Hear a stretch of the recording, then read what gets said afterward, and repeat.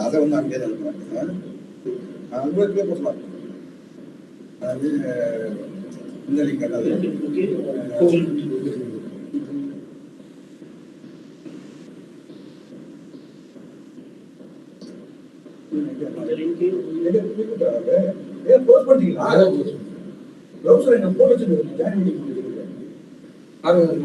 இல்லையே ஜாயின்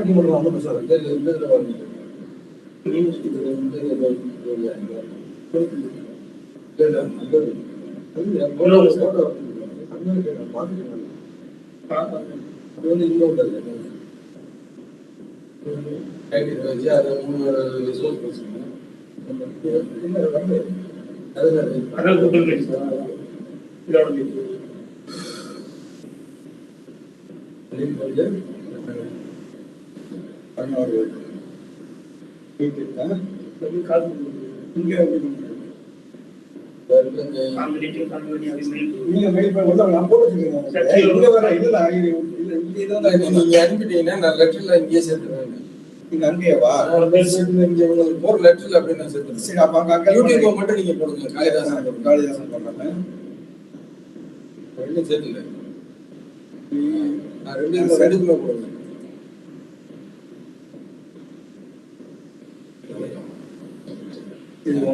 இந்த பையன் உனக்கு இல்ல இல்ல இப்ப இதுலதான் இருக்கு. வேண்டாம் தர்மர், வேண்டாம் தர்மர்.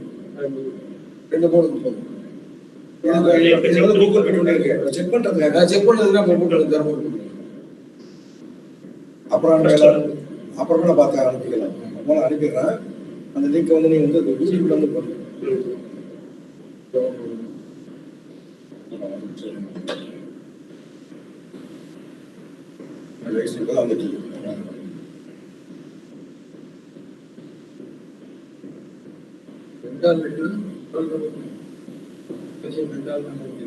உள்ள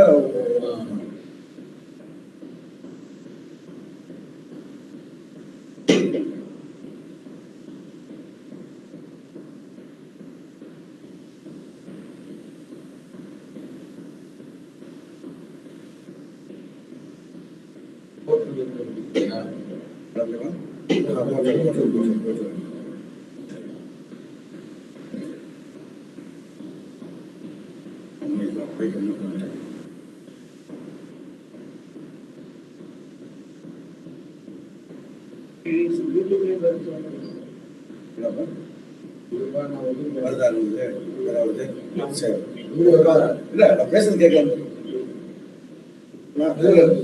எங்க இருந்து பேசணும்? ஹலோ ஹலோ, வருதுப்பா. ஆமா, 30 செகண்ட்ஸ்.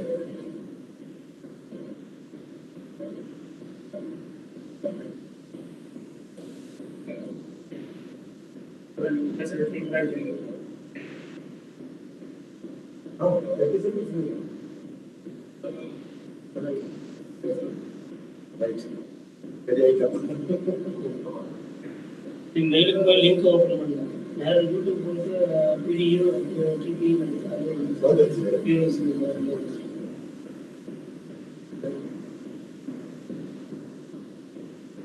முன்னாடி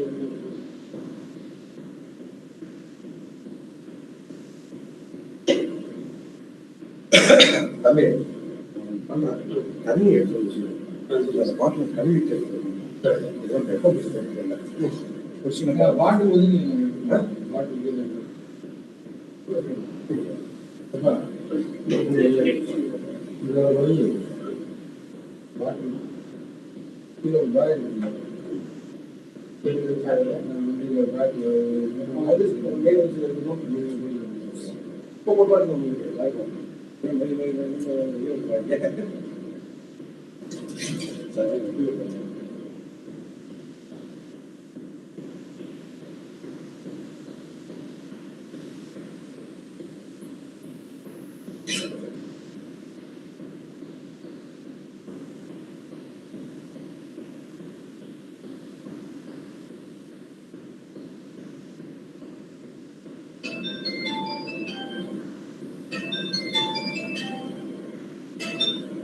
சார் வாங்க சொல்லுங்க. 11 மணி இல்ல க்ளோஸ் பண்ணிட்டோம். கூட்டம் நிறைய 1512 இது வந்துருச்சு. ஏகப்பட்ட நாள் ஆயிடுச்சு. உங்க மெயில் மட்டும் எஸ்எம்எஸ் பண்ணுங்க. நான் வச்சிருக்கேன் 11 எஸ்எம்எஸ் பண்ணுங்க.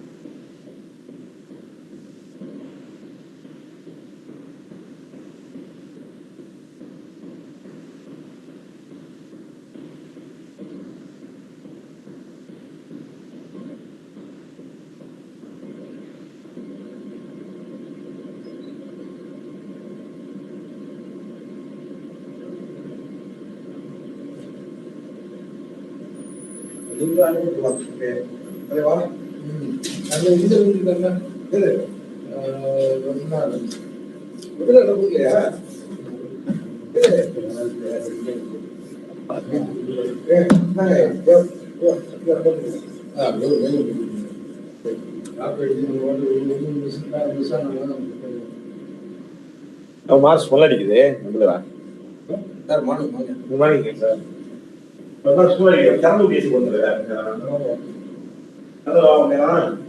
நம்ம தான் உட்கார கஷ்டமா இருக்கும். இல்ல காலையா சார் ஏசி இதுதா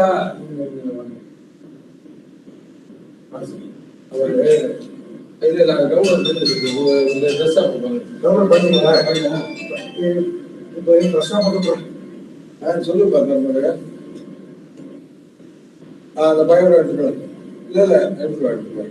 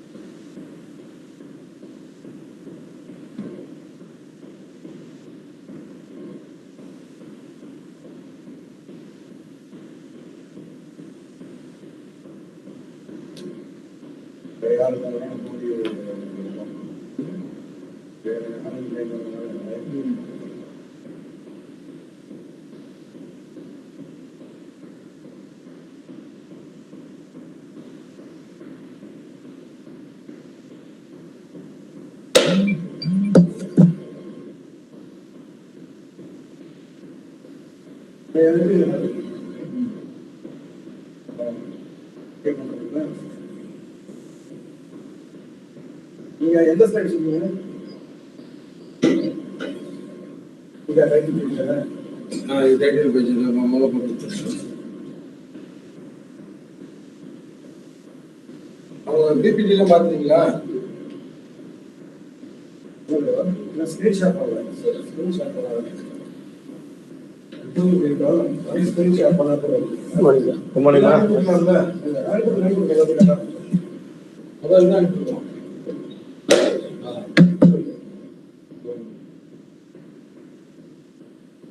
அந்த இது மட்டும் தான் ரெண்டு லீவ் ஒன்றா இல்லை அது ரூமில் போட்டு ரெண்டு லீவில் போட்டுருக்கோம். வெளியில் தான் அவங்க போட்டுருக்கோம். ரெண்டு எடுத்துக்கோம். ஒரு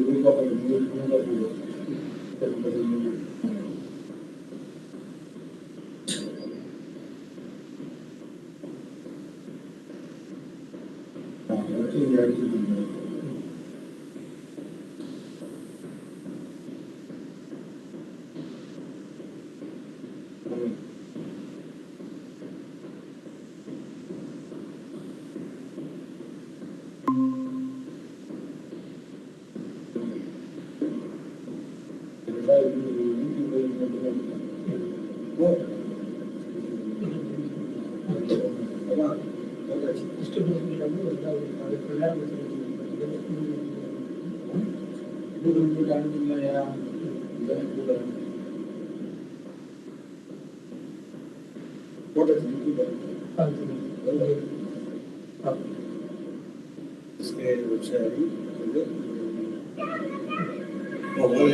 பண்ணுறீங்க? மூட்டில் போடுங்க.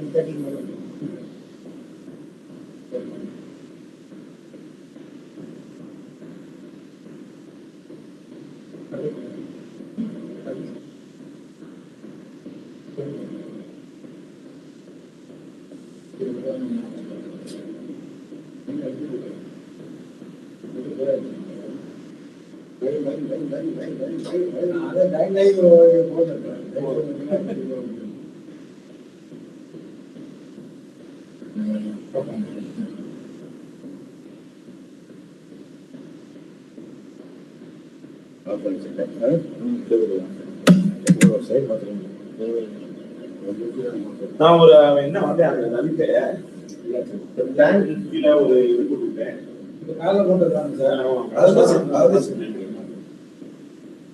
அது என்ன பண்ணிட்டேன், ரெஃபரன்ஸ் ஸ்லைட்ல மாத்தாம பழைய ஸ்லைட்ல கொஞ்சம் உள்ள அலைன்மெண்ட் சின்ன சின்னதுதான்.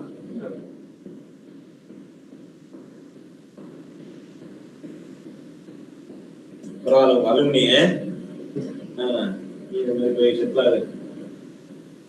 இப்ப உங்க இதுல எதுவும் போஸ்டிங்ஸ் இருக்காது சார்? இந்த இதுல உள்ள இல்ல செல்வம்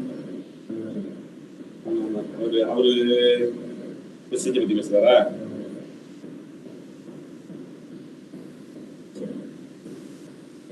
போயிட்டு இருக்கோம் மரியாதையா.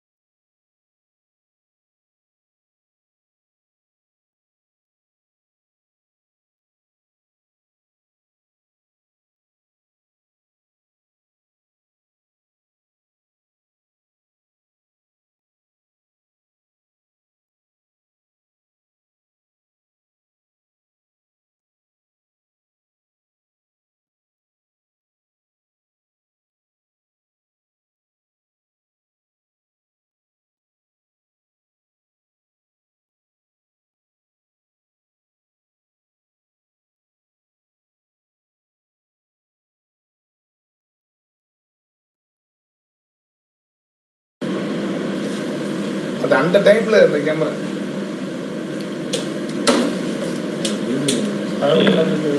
Dear friends, good morning to one and all. Happy to welcome all of you for this webinar on education, physical education and sports, organized by the Department of Physical Education and Sports of Bharat University, particularly Dr. Kalidashan and Professor Palaniswamy, Dr. Mahbub Shan. The program will start exactly on 11 o'clock. We are admitting number of participants, and we also thank for the overwhelming response.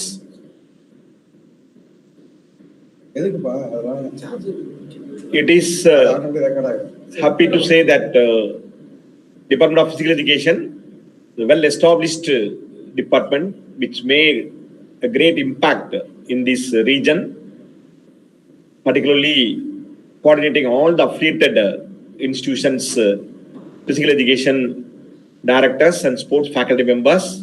The students also made a national level impact on all sports and in few sports at the international level also. So in that way, they always keep on engage themselves even in academic activities in addition to the organization of sports events. As a faculty members, co-colleague, I extend my sincere appreciations to the faculty members, research scholars and students of the Department of Physical Education of our university. Please wait for a while and we'll start exactly by 11 o'clock. Thank you.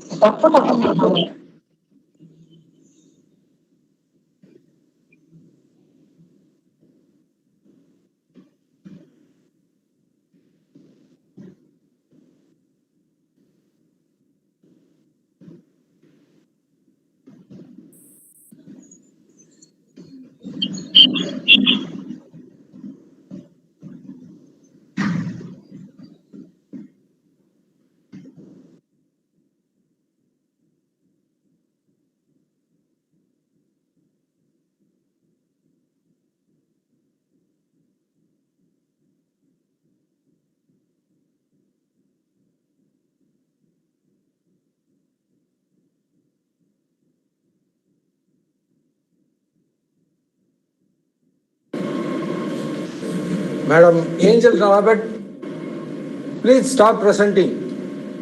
That button.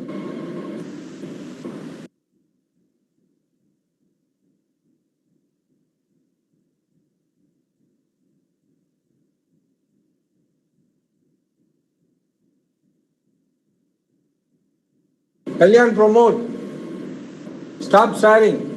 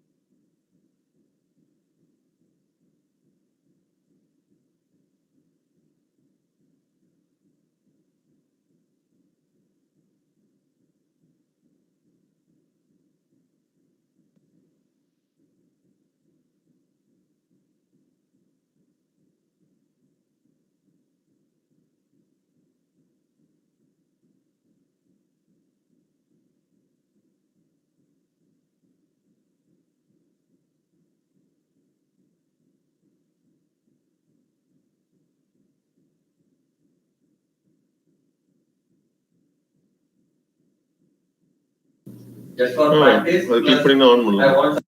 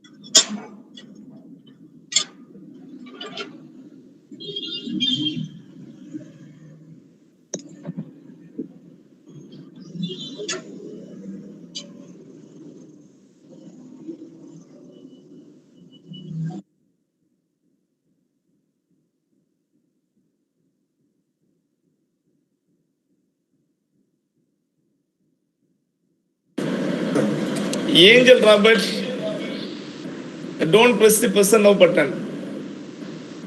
Don't present your screen. Don't present your screen.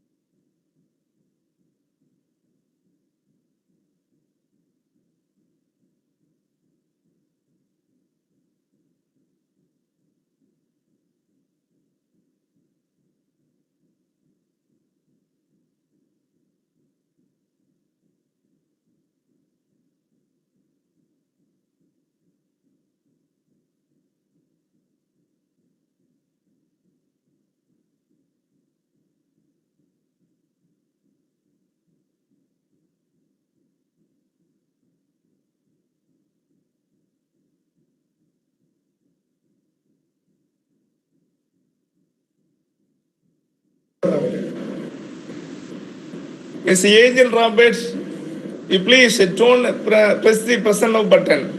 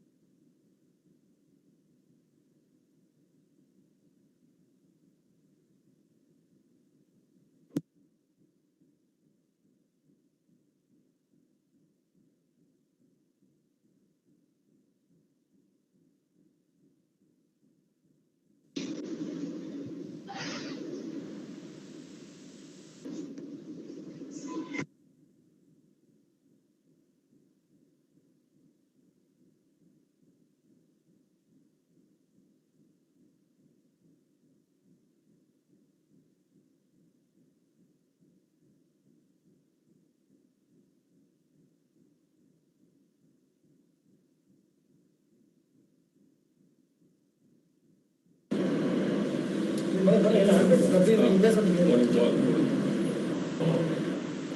Brahma, Guru Vishnu, Guru Deva Maheshwara, Guru Sacha Parabrahma, Das Mistri Guru Namaha.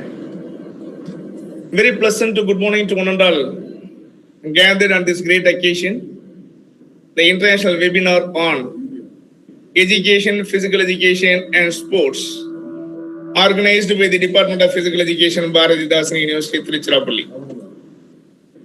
As I head in the department, I feel it's a privilege for me to welcoming the gathered peoples, and also I have to welcome our Honorable Vice Chancellor and the Registrar and the administrative staff members of this university for granting the permission to organize the international webinar on this great occasion.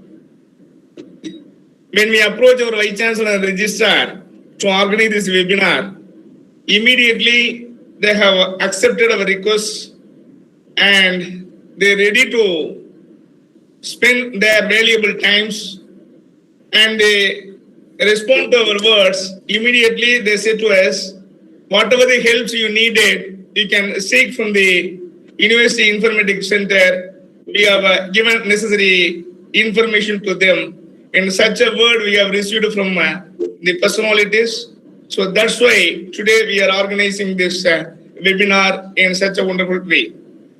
Regarding our Vice Chancellor administration, I don't want to say much about him. He is a man of simple, honest and hardworking personality.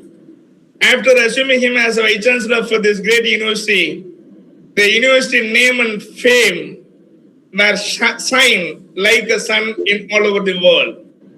After assuming him as a Vice Chancellor for this great university, he has taken a lot of initiative and keen interest and steps to promote the universities in both aspects, that mean the administration as well as the academic arena.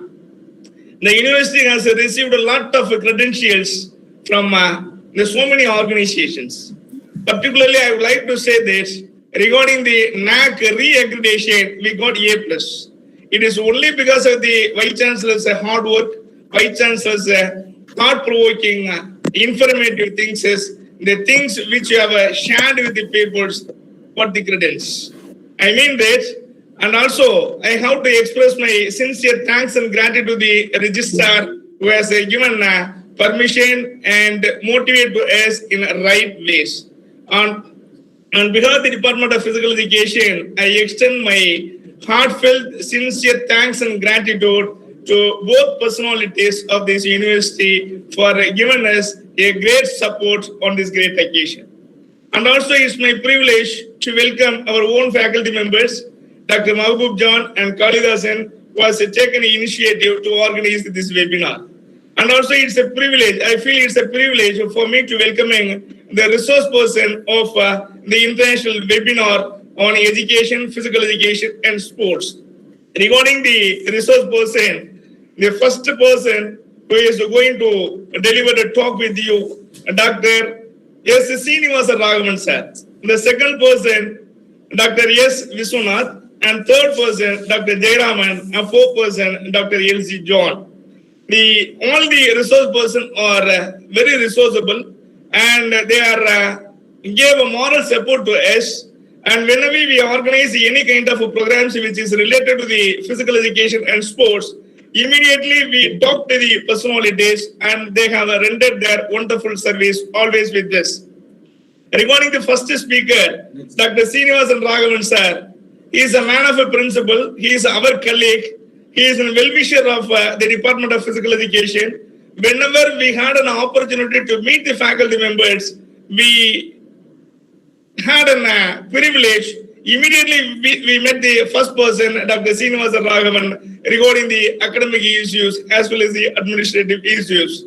And such a great man, today we fixed as a resource person of this webinar. Regarding the Srinivasan sir, I had a privilege to say something about his personality.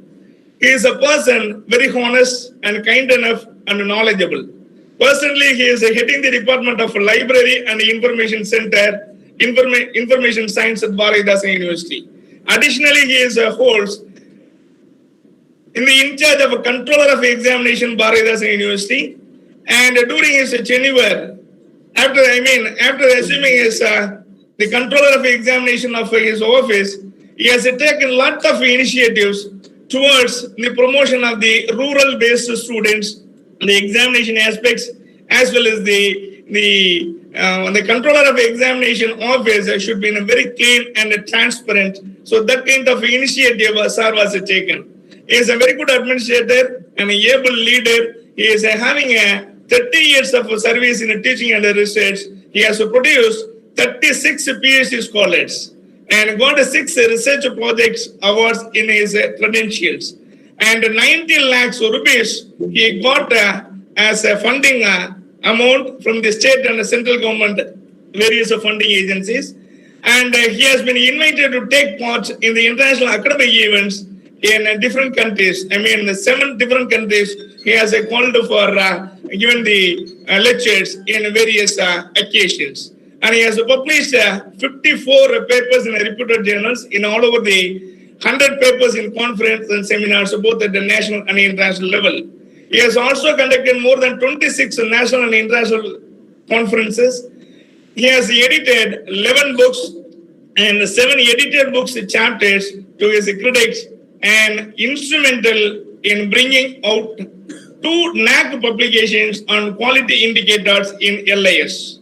This is one of the key factor we would like to say here, because the NAC is one of the highest body to assessing the quality of the higher education institution. Our resource person, Dr. Srinivasan Raghavan sir, is a NAC visited team member. He has visited so many institutions. So because of this experience, he has given a lot of input to the Bharathidasan University also when we are facing the NAC situations.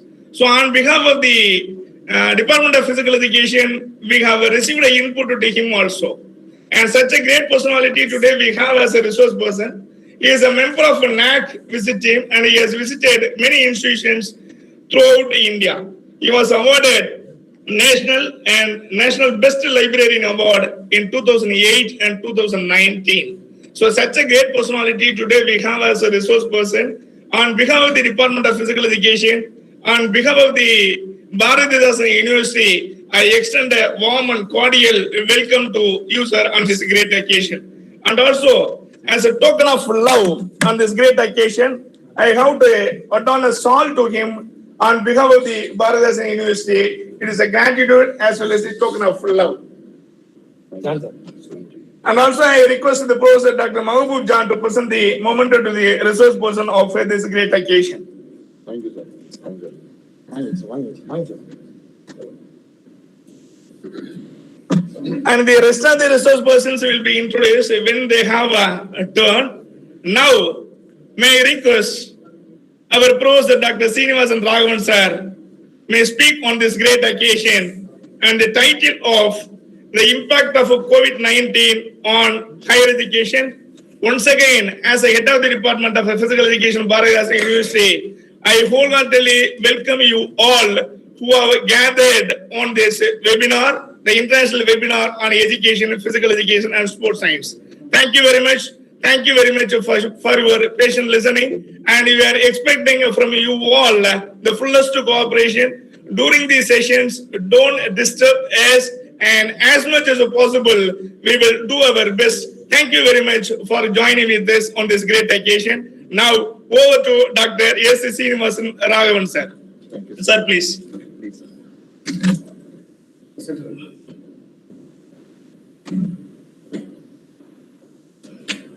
Good morning, one and all.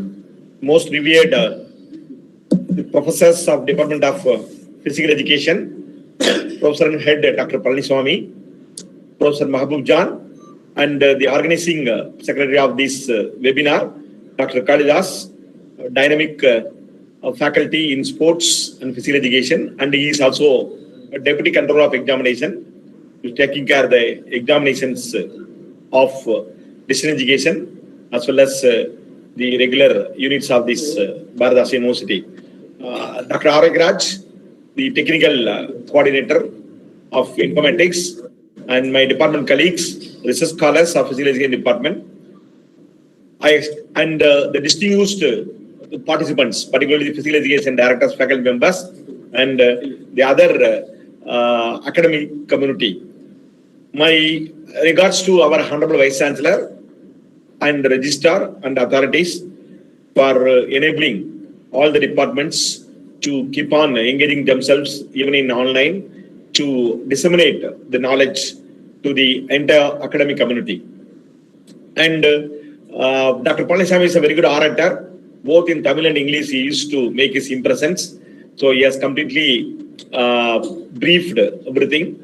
And as already mentioned, physical education department is quite dynamic and establishing department. And this is known to everyone in this region and even other parts of the country also.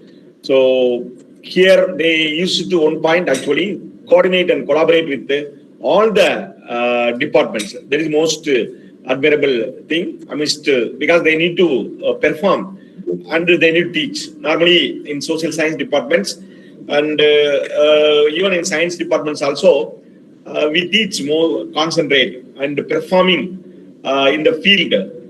That is really a horrible task, particularly coordinating the human resource potentials and the sports performance, physical performance. It is an art actually. So in that way, amidst their busy schedule, and they used to make impression in their academic activities also. Let me come to this today's topic, which is assigned half an hour. I'll try to complete the exact time. Higher education, already we all might have understood. There is the prominent industry. In the education industry, we can categorize the school education and higher education. Higher education is emerging nowadays in the recent past, for the past decade, we can say. A lot of the managerial and commodification aspects and also the marketing, particularly international of higher education. And that is the reason, and all those NAC, UGC and the standards, ranking framework. So a lot of developments that took place because the complete dimension of the higher education changed actually. When we were students and the students of 70s, 80s and 60s, their situation is different. And after this millennium, the developments, particularly the advent of the technology, and the globe has become a village. So internalization of higher education practices, all those things which make real great impact, and that leads to the present situation of what I would say, like any other the prominent and attractive industries. It may be of information industry or any other promising industries. So it became an industry. So there is what. So these are all some of the facts. Already we are dealing with that, and it is also again reflect even in this pandemic situation also, and they will further accumulate, and it poses as a further challenges. So in terms of the student retention or dropout rate, there is always an issue. Now, since it is going to be completely affect, particularly these low-income countries, and the community belong to the poverty line, or I would say that middle income or low income group, the sending their wards to the higher education, particularly the reputed institutions. It all depends on their economic situation also. Then the private sector. So private sector also, they really ventured, and indeed, I would say that they contributed, they enabled the government, they supported the government in terms of developing the infrastructure facilities, in terms of the identifying the good practices, recruiting quality faculty members, and it could evident from the NAC accreditation and ranking framework, many private education, the entrepreneurs those who are engaging themselves in higher education, really they are making an impression. So there is also another important aspect we need to look into that. Then of course the economic aspects of the higher education expenditure by both government and as well as the private firms. That is also a matter in terms of the impact which make in the higher education. Then the other aspect, we would say that the communication actually, the language. So there is also another one important aspect when the higher education issues are concerned. and then quality of higher education in terms of teaching, learning, in terms of research, in terms of the curriculum design and development. So the curriculum, even NAC and UGC, they keep on emphasizing every year we need to change the curriculum like that. But we cannot change the basic structure. If physical education or sports need to get imparted among the physical education students, the basic standards and basic structure and basic components, basic activities, that always remain. Only in terms of the methodology and in terms of the pace in which that need to get communicated. So one basic example, I would say that the curriculum and pedagogy methods, it's completely changed actually. Now students, they always affectionate towards the multimedia support actually, the digital or the online support. But earlier we used to admire with the demonstrations, the knowledge exhibition of the faculty members, demonstration of the faculty members, and now they all wanted to really go through simultaneously the lectures or the demonstrations of quite good number of faculty members by accessing through all those things. So it is also a challenge for the teachers to keep on changing his lecture notes or the presentations and integrating the various examples in a very multimedia environment. So the pedagogy also, that is also another important issue. And of course, governance. So that is now, you see, because of this pandemic, everybody now they are really coming to this e-governance mode. And 50% they need to come to the office, and the remaining they need to, all the faculty members in because of our Vice Chancellor and registrar initiatives, I would say that approximately more than 3,000 lectures given by our faculty members to all our students to compensate that 1 month period which we lapse actually, 15 days period. And in addition to that, number of webinars are keep on organizing. So that way, we also report to various activities by using the electronic or digital mode. So the governance also another important aspect which will definitely going to be take an impact after this COVID situation. And balancing quality and excellence with social. This is most important thing. Even many teachers, they were having concern, and this online or Zooming that will lead to the commodification or marketable education, and particularly the depriving community, those who are not able to access these digital resources, and that how we are going to make the digital divide also. That is also an imminent factor that always institutions they need to look into that. So education is always meant for a overall human resource development, and that is very much needed for the economic or industrial or any progressive developments of the nation. The human resource potential, the higher education has its immense role in terms of fine-tuning and developing the human resource potential according to the need of the situation, need of the nation, and need of the globe. So now there are a few points I would like to address. Of course, Indian higher education system is quite large higher education system. Large higher education system. It has nearly around 40,000 colleges and more than 10,000 standalone institutions, and nearly around 1,000 universities. And every year annual enrollment of higher education that may lead more than 37 million. So just you can very comprehensive. And there are this COVID situation also developed both positive as well as the limitations. Some of the positive changes here I would like to make a point, blended learning.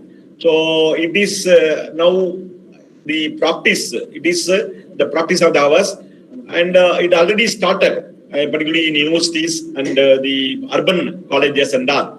But it needs to be, even in schools level, they are really coming up in a very big manner, and that blended learning, that is very much necessary, and teachers also have to prepare themselves for that purpose, using the technology and the virtual classrooms, and the access to the resources nation-wise, both institutional, human, and the document resources which are available in digital form.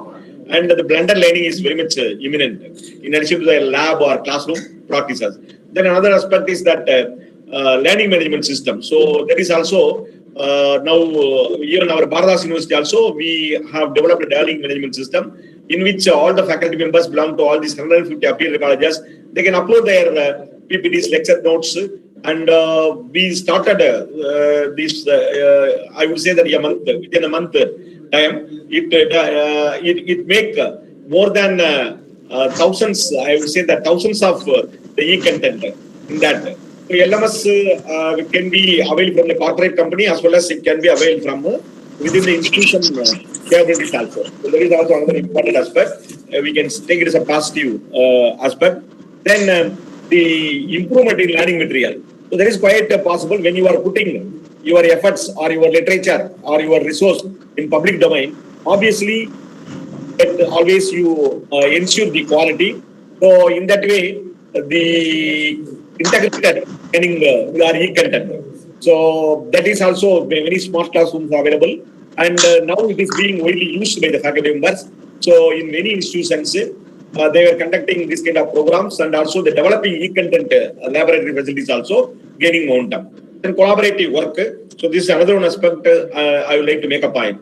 So unless otherwise we collaborate, because a lot of areas, the same kind of work, even in library, I would take, being a head of the department of library information science, not necessarily that same collection of resources which we can procure, and we can have a collaboration at the state level institutions, and whatever which is not available in other institution. So my budget resource I can make it, so that the digital always it is shareable. It is possible of replication, the multiple replication, simultaneous access.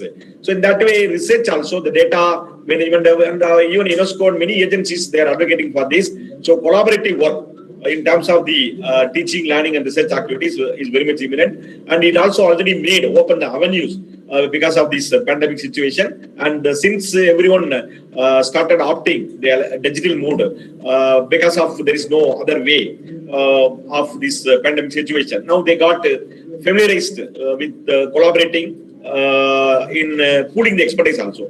And of course, some limitations I have highlighted, I compiled from the articles. The sluggish gross border movement of students, particularly this, that is an advantage. The Minister was also saying in his nationwide presentation organized by NAC. So they are prefer to go to UK, Australia, New Zealand, Canada, and the US and other nations. Now the potential of the foreign aspiring students can be used for the Indian system. So it is not only limitations, global level definitely that countries may get some economic setback, and moreover many students were stranded that, and so this and all some of the issues how they are going to deal. So there is also another important aspect. Then passive learning by students. Of course, we are saying one way that this online education or this is an advantage, but it needs some time actually, particularly the bridging the gap. So the students only we can say that just simply we are entertaining, and even in schools also, they need to give a summary, and they need to be available in that video, and they need to attend the classes. So they are entertaining rather than achieving the learning outcome. So that is also we need to look into that. And then the teachers, we cannot ask all the teachers to get prepared for this online education, and preparing or giving the online lectures also is an art which need a lot of training and exposure, and they need to spend a lot of time in compiling the digital based course materials.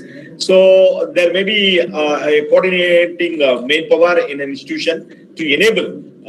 That's what even our Bharatdas University also conducted this training on how to use these tools to peep in and to access the students, and even we are given connectivity also.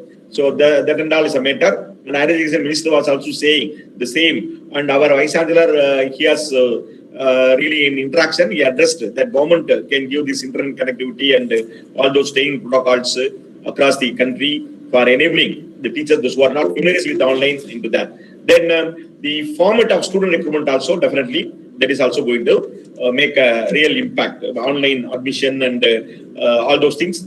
That evident even in our control of examination office also, a lot of the online clarifications we are addressing, and sending mails, scanned documents and everything. Many queries which we received in terms of certificate issuing, and really we are keep on addressing using this technology also. And how we are going to meet the challenges. understanding the pandemic in real sense is most important thing. See, India like large nation, and the seriousness of following the WHO, World Health Organization, FICCI, and the Government of India, they given a lot of instructions actually in an institution how the safety and secure. That is most important aspect that we need to really take seriously.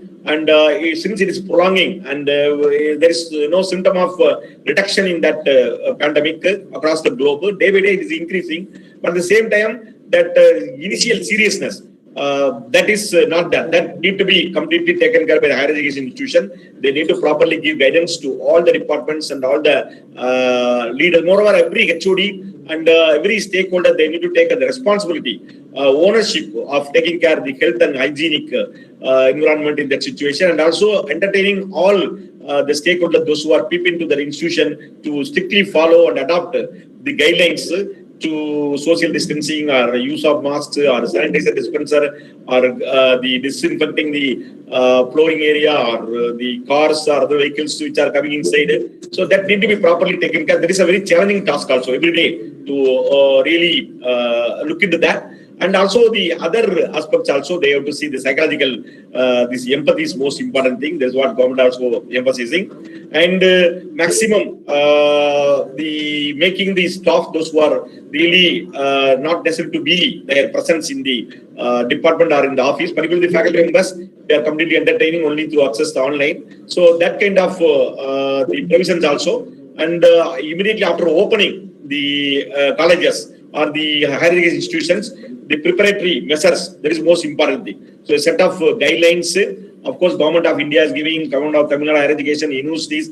Now we are really, every day we need to access the mail and other WhatsApp images, lot of instructions, because that is what the understanding the whole overall impact of this pandemic is not only right now, and in near future also how we can make it.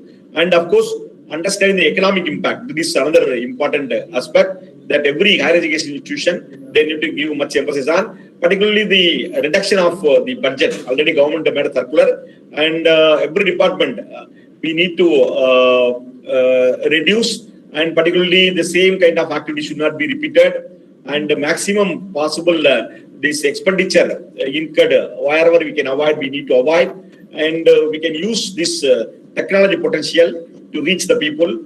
And even now, Bharat University also given instruction for conducting PhD review, doctoral committee meeting, and various other things, whatever possible for this this assessment, oral assessment. So that can be made in that way. So where we can adopt the technology in summative or formative examination also. So in that way, that expenditure also can get cut time. So then this is that maximization of online learning. So that is another one important aspect that already we started, and even then we could find many faculty and the students, they were not coping. So the government needs to evolve some procedures and practices and the steps to imbibe this online learning as a, I would not say that it is an alternate, as a supplementary to that classroom learning. And robust system, this is also another important aspect. Of course, technology, it should be viable, it should be easy to use, it should be replicable, so that everyone make use.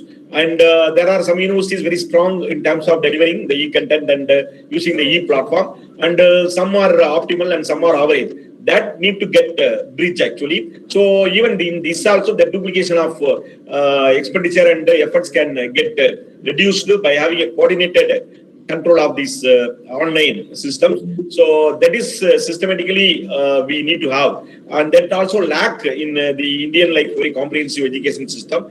Everyone use their own tools, devices, and that need to be properly coordinated. There must be some evolving on that.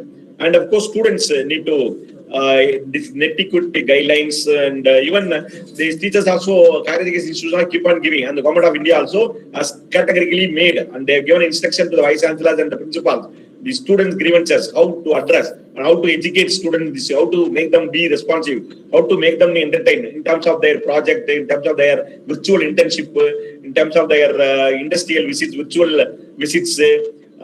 in terms of engaging themselves by at their home and how they can access the e-resources.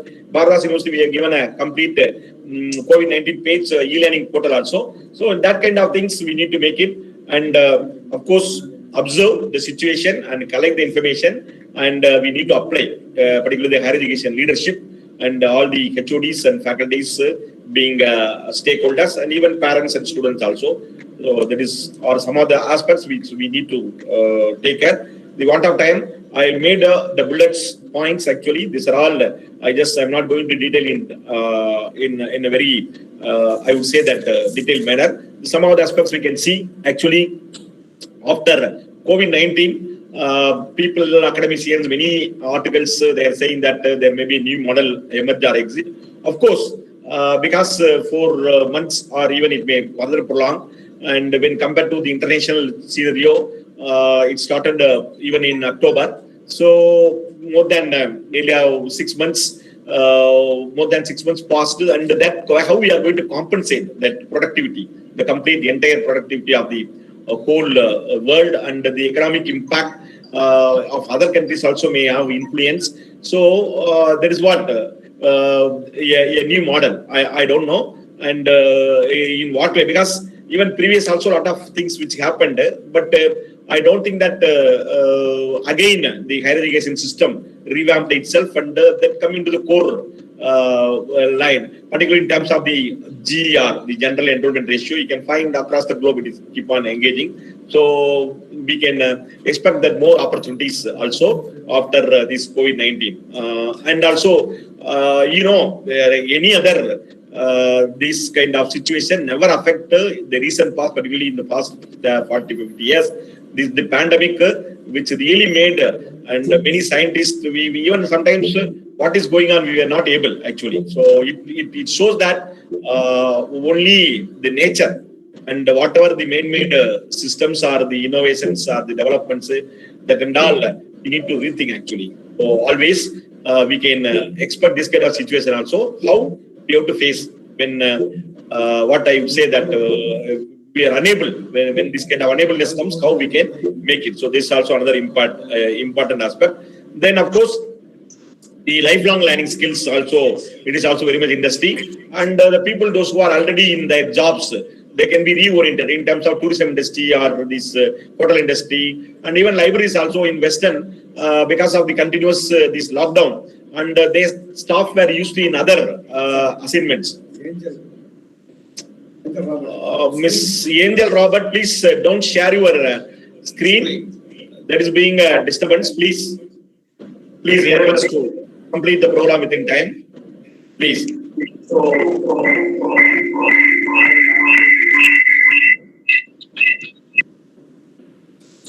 Okay, let me continue. So this is what the general impact which COVID-19 has given. It, of course, it has given an opportunity to completely look into the entire process, how we can adjust, and how we can integrate, how we can go for the further changes that may need to give only the positive impact. So that and all is the some of the aspects that every department and every unit and every stakeholder they need to think of. So the next one is about the positive impact, and of course it has given an opportunity.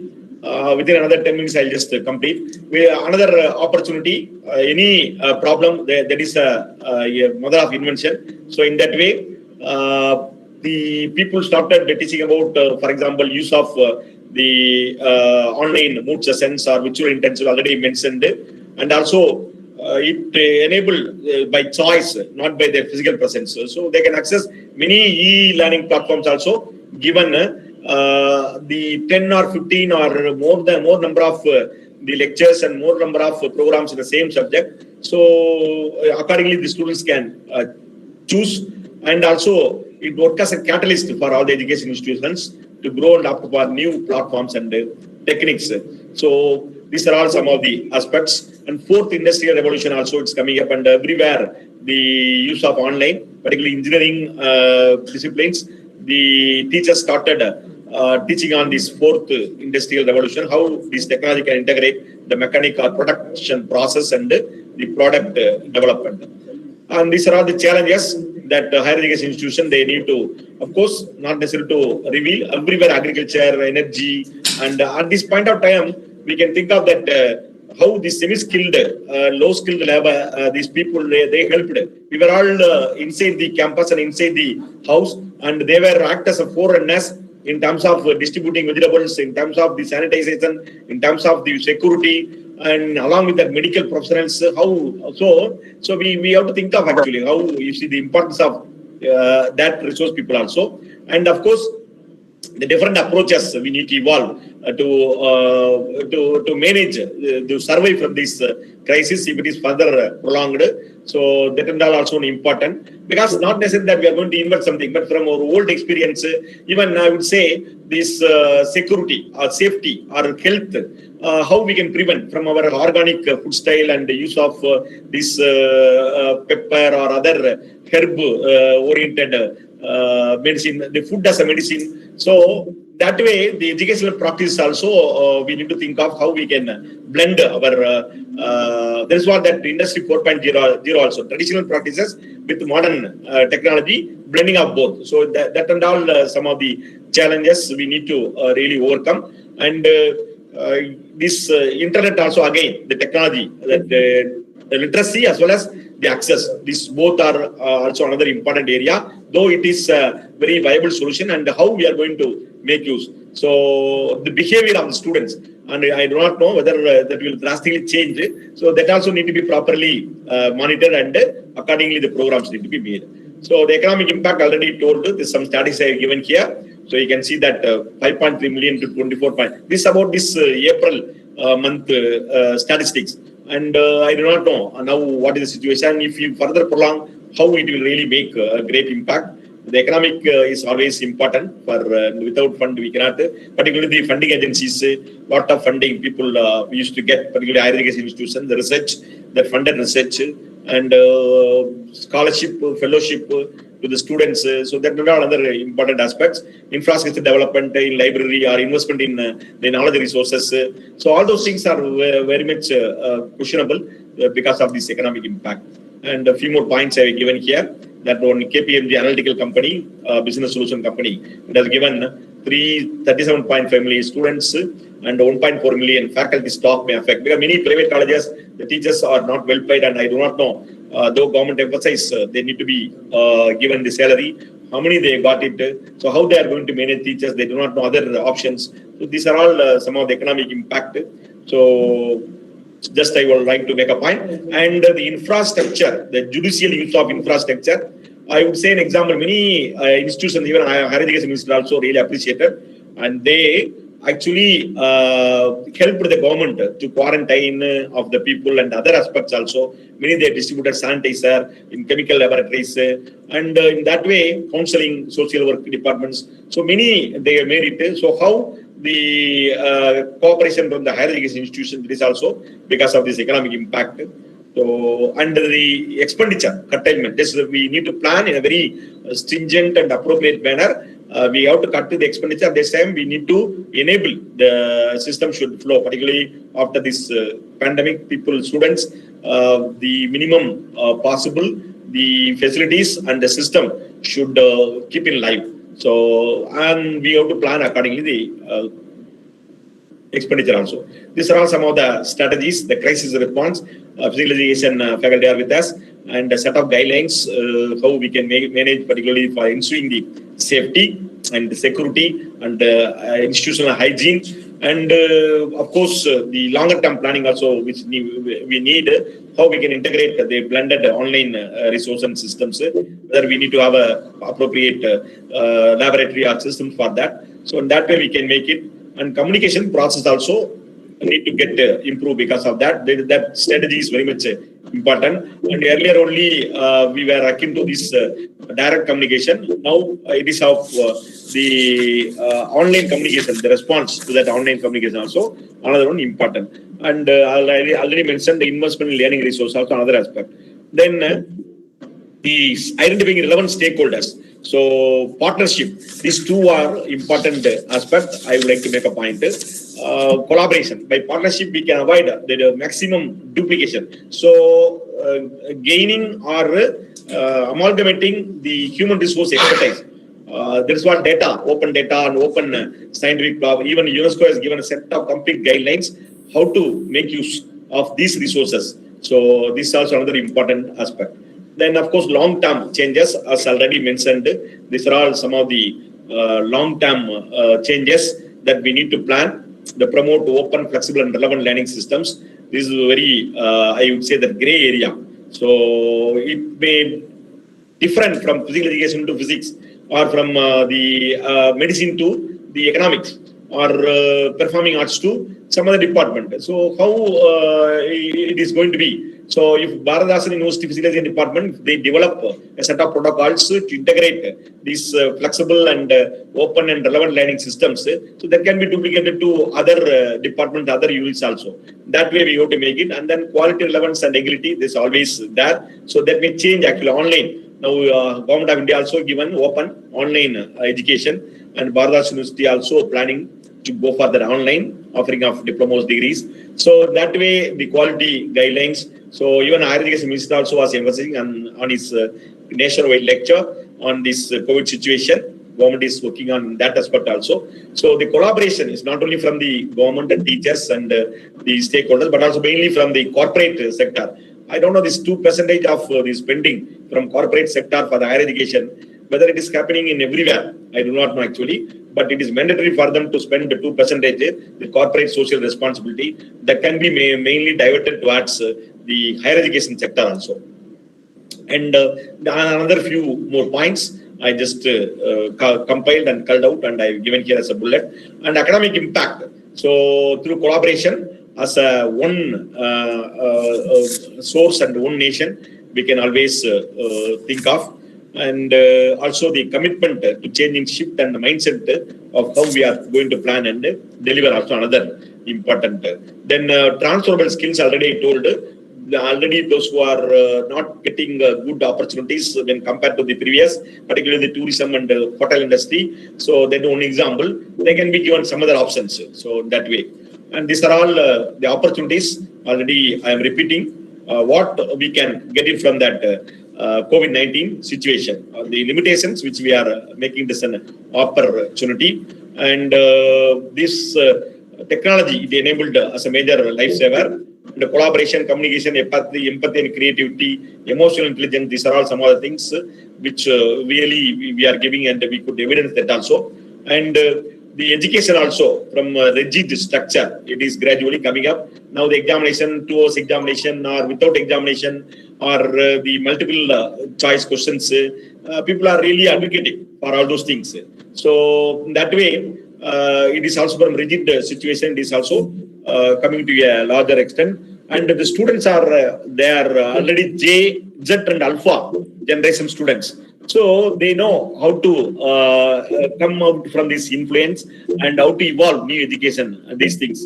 And the higher education institutions that can use that is an opportunity, and according to the student will and according to the student interest, even teachers, they need to ask how the students, majority of students are really wanted to have their lectures and demonstration or presentation accordingly, without violating the basic pedagogy method or the structure of the knowledge domain can get imparted.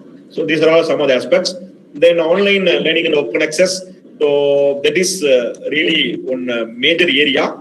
All education institutions, they need to emphasize upon. And lot of institutions already they have compiled an exclusive e-learning portal or e-learning space. Already made a point. And being a library, we have given a list of resources in our website also. And you can go to Public Library of Science or Third World Academy of Science or the Open Science, Open Data Management Systems, European Cloud on Open Access and Open Science. And a lot of resources are available, and a lot of webinars also going on these open access resources. Even education, how to get the videos of the different sports games and how to access the lectures or demonstrations. It is most important rather than that. rather than the e-book or e-journal or e-thesis, access to the patents, access to standards, specifications, access to the data, to research data, before the publication.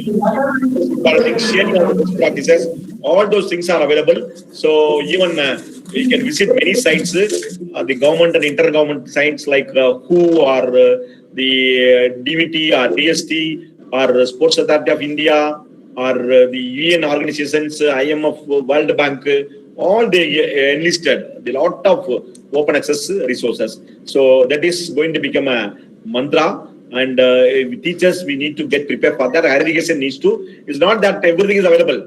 And as a teacher, I'm teaching research methodology means how I am going to assess and evaluate, and I am going to give that content according to the nature of my student. That is where the success of using online and open access resources are built upon. So with this, I would like to conclude. And minimum things already many people might be known, and the safety and health measures what we are following, it need to get continued. And the second aspect is infrastructure or the other expenditures, duplication of the process, by collaborating, and we can curtail the institutions also need to think of wherever. Please, Ramesh, do not share your screen.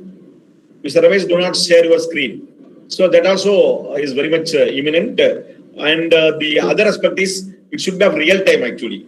Many, even the European Union, they categorically mention more than their 70% of the research funding. The outcome of that publication or the research outcome, it is not replicable.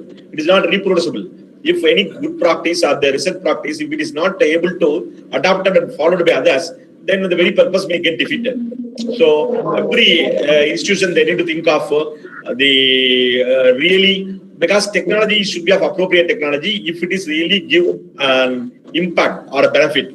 So this is an opportunity where we can eliminate the unwanted stuff or unwanted activities or the activities which may involve a lot of money and other pooling of the resources. And by doing so, and we can think of curtailing the expenditure. So that is another important area. And real-time research or real-time academic practices and integrating the online learning in a more appropriate manner.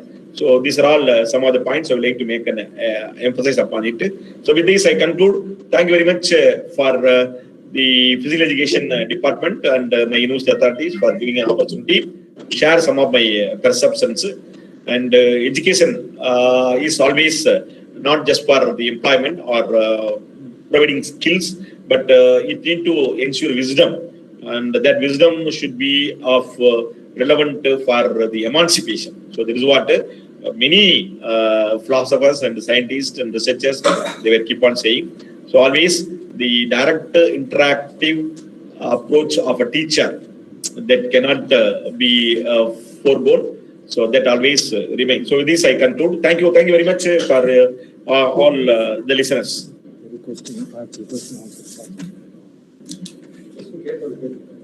Thank you, respected resource person, sir. We have received a few questions, and out of that, just I want to share with you. Mr. Ganesh Kumar Rajaram asked a clarification. What are the skills required by an individual to teach online compared to a traditional teaching methods? Yeah, very good question, sir. Good teacher, a tall teacher. I would say that these skills, I cannot say that not necessary. Always you can get help of your students and your wards. So they are quite capable. They are digital savages. What Z generation, they are really capable. But in addition to that, how to operate this kind of online tools. Even we have made a compilation. And very much easy also. The PowerPoint preparations are basic. And integrating PowerPoint with animations. And also the giving links, the hyperlinks. And referencing, the use of online reference management systems like Mendeley or Jotiro. And even the Google Scholar or ResearchGate. and how to navigate with the people, those who are in that particular field across the globe by participating in this online research and online social networking tools. So then developing a website for you, and also the putting your profile in Vidwan like portals. So we are having IRINS in our Badass University, where you can see the profile of Professor Palnichami and Dr. Kalidas and Professor Mahmood Jan and other faculty members. So you need to make your profile in online. So digital participation, digital presence is very much necessary, and also the information search strategies. So how we can make a search and how we can refine that search to get a precise information. Google, you can a lot of things are there. So it is not easy, and not only learning yourself how to use the libraries. All over the world, the libraries, they given appropriate instruction tutorials, very much available. You can go on to visit how you can get the scholarly information, the exact information, authenticated information for teaching, learning, and research. That is the important aspect. That also that you need very much necessary. And of course, this syndrome, that is what the technology syndrome, that is what I am making this challenge also. And I am comfortable in writing and then typing. But now, if I am dictating student, no, you tell me, sir, I will type myself like that. So you can write even one page write up within 10 or 15 minutes. But it may take some time if you are not familiar with that system. If you use MS Word, for me, it will take more than 45 minutes to make an alignment and everything. But I can just simply write and I can give it. So wherever necessary, we can use, and wherever it is not necessary, we can be a traditional also. So it is a blend of traditional, particularly the potential traditional teaching methods, if it is available in the platforms like this online, that will be quite useful to others. So some of the basic things, and education technology is a set of things I can say. In addition to that, teaching skills, what you require, presentation skills, and within time, how you can stipulate. Even I also supersede that time, being a traditional teacher, it should not be. And also the publication, they are also saying that IMRAD, introduction method, results, analysis, and discussion. This is a very quite old method, but we need journal publisher, databases. They given appropriate instruction for that. So how to, you can have a good research, piece of research or idea, and that need to be properly communicated. That's scholarly communication also. There is another area where you can learn how you can. So these are all some of the aspects. You can learn some basic skills of making yourself more viable to these online platforms. Thank you. Thank you, Professor. You have given a wonderful lecture, and you are sharing your knowledge. This time you are spending a lot with us. On behalf of the Department of Physical Education, on behalf of the University, I extend a wholehearted thanks for your valuable presence and valuable sharing your knowledge. Thank you very much, sir. Thank you, sir. We are Thank you very much. grateful to you. Thank you, sir. Thank you, Professor. Thank you, Dr. Kalidas.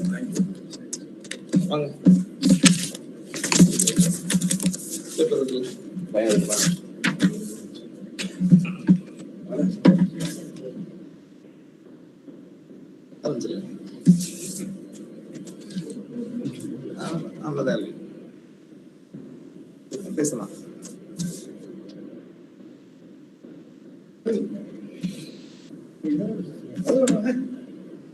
It's my great privilege to welcome our own department scholar who has done his PhD under the guidance of Dr. Kalidasan.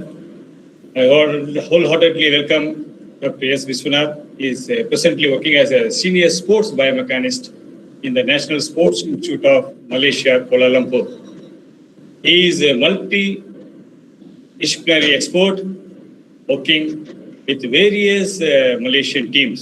In the past, for a brief period, he worked as assistant professor in Sivandhyarthana College of Physical Education, Tiruchendur, and YMCA College of Physical Education, Chennai. And he is also worked as a fitness trainer in Dhanraj Pillai Hockey Academy. Dr. Vishwanath is a qualified hockey coach as a player, and as a player, he has participated in inter-university hockey tournament for 3 sessions. Apart from UG, PG, and PhD in physical education, He holds one PG and three PG diplomas and has completed 7 certification programs in the allied areas of physical education and sports. He has cleared UGC NET and SLET in physical education. During his full-time PhD program, he was awarded ICSSR fellowship, and he's also got more than 6 awards from various organizations. He has published several papers in reputed journals and presented papers in national and international conference, seminars, and workshops.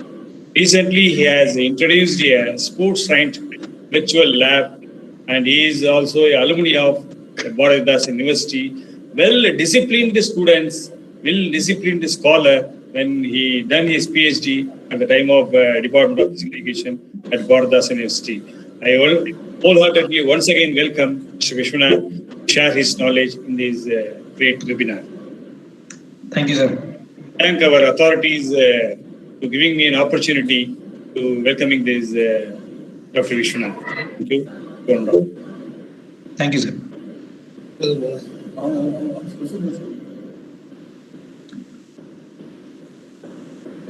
Shall I share the screen, sir?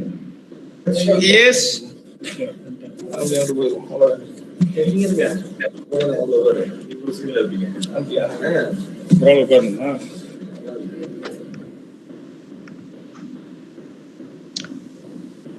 Sir, is it my PowerPoint is clear? My voice is audible? Yes, yes. Okay, sir. Thank you.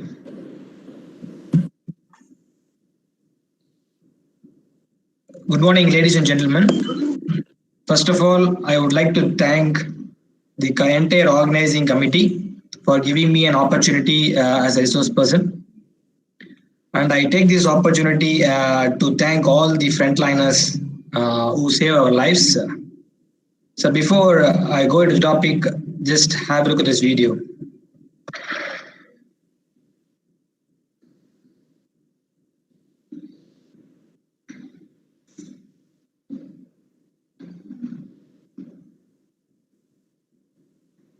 So before COVID, you might have been watching or witnessing the match in person, and the cheer girls are dancing and encouraging the players to keep the stadium live. But during COVID, all the players, all the humans were transferred into cardboard to replace the seats there. So when you look into this video, so you can see instead of human, all the cardboards are there. The music were played by robots, and the cheerleaders are dancing in front of the cardboards to keep the stadium live. I'm here to speak on and to share my views on impact of COVID-19 on international sports. This pandemic has caused significant disruption worldwide and even in sports since World War II. So the Olympics and the Paralympics for the first time in the history of modern games has been postponed. The Wimbledon Championship were cancelled for the first time since World War II. So far, around 5 major multi-sports events and more than 2,000 national and international tournaments has been postponed and cancelled. So because of this, our sports industry, which is around $160 million sports industry, got shaken up. So because of this, towards the Olympics, the Tokyo has lost around $6 billion US, and all the European leagues has lost around $4.5 billion, and UK around $860 million. Asia is lost around $2 billion. So why so much of loss has been occurred? So because there is no games, there is no ticket sales, and there is no advertisement, there is no broadcasting, so there is no money at all. So there are So, for example, I wish to give an example from the ESPN. So, if you look at this video, so you can see the pro sports is around 5.5 billion, and college sports has lost around 3.9, and youth sports has lost around 2.4 billion. So, overall, 12 billion amount has been lost. When you add sports like golf, football, and esports, it crosses 12 billion only for ESPN. And imagine that 3 million people has lost their jobs directly and indirectly. So we cannot even in unimaginable number of people has been affected because of this pandemic. So all the players around the world are forced to take the pay cut, or some people, some athletes came up with their come forward to do the pay cut, so accept the pay cut for everyone. So Messi and his team has took around 70% of the pay cut, and Ronaldo has took around most of the amount has been shared to the people affected areas. And whatever happens, the athletes need to be stay fit, and the athletes has to return back to the sports. So here are the examples of how the athletes are keeping themselves fit to move on for the post-COVID. So this is the first example. This is the Oasis canoeist. He is using his own swimming pool in his home to train for him for the competitions.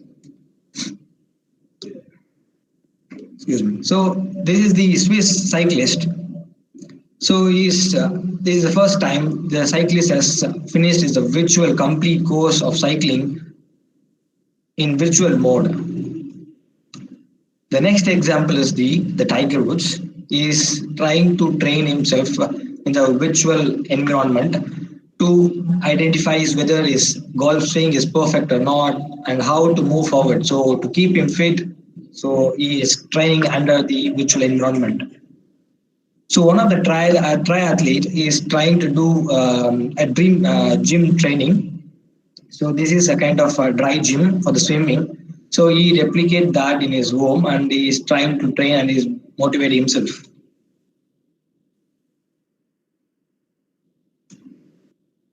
So the rower is training in the forest. So German swimmer who is training, so you can see that's a rope, and she is trying to swim, and so there's no excuse, there is no facilities available.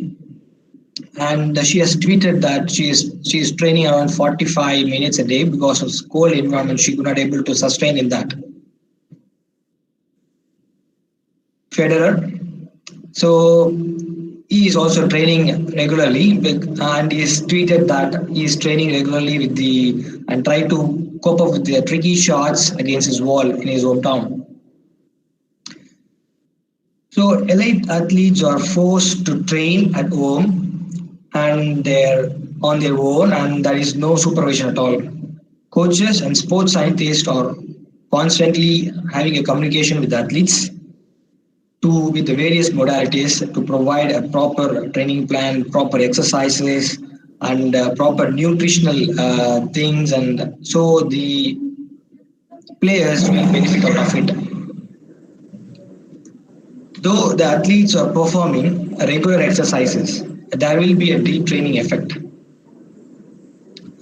So why deep training effect? So because the athletes are exposed to insufficient and inappropriate training stimulus. And further, there is no sport-specific exercise strategies has been followed. So this is the reason the retraining is cost.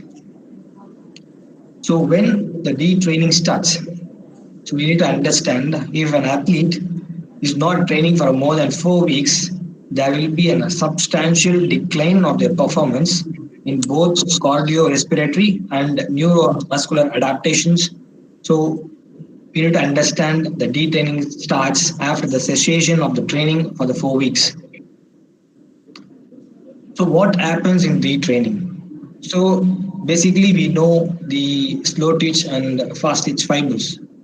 So we need to understand the slow twitch fibers are the tonic muscles, and the fast twitch fibers are the phasic muscles. The tonic muscles are responsible for the postural stabilities, and the phasic muscles are responsible for the movements. When we are in inactive period, so what happens? So the first thing is the hypertonia and the shortening, which is the weakening of the muscle and shortening of the muscle. The next one is the phasic muscle. So it automatically makes the hypertonia, which is the lengthening and the weakness of the muscles. So what happened in the deep training? So basically the muscle size and the architecture of the muscle fiber changes. So the muscle strength and the power decreases.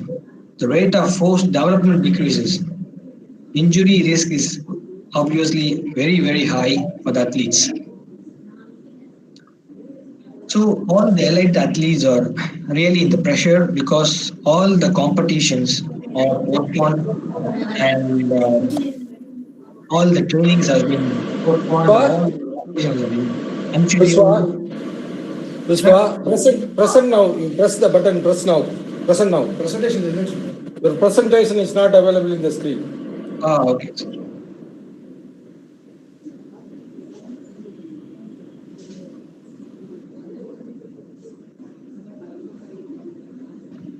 Is it okay, sir, now?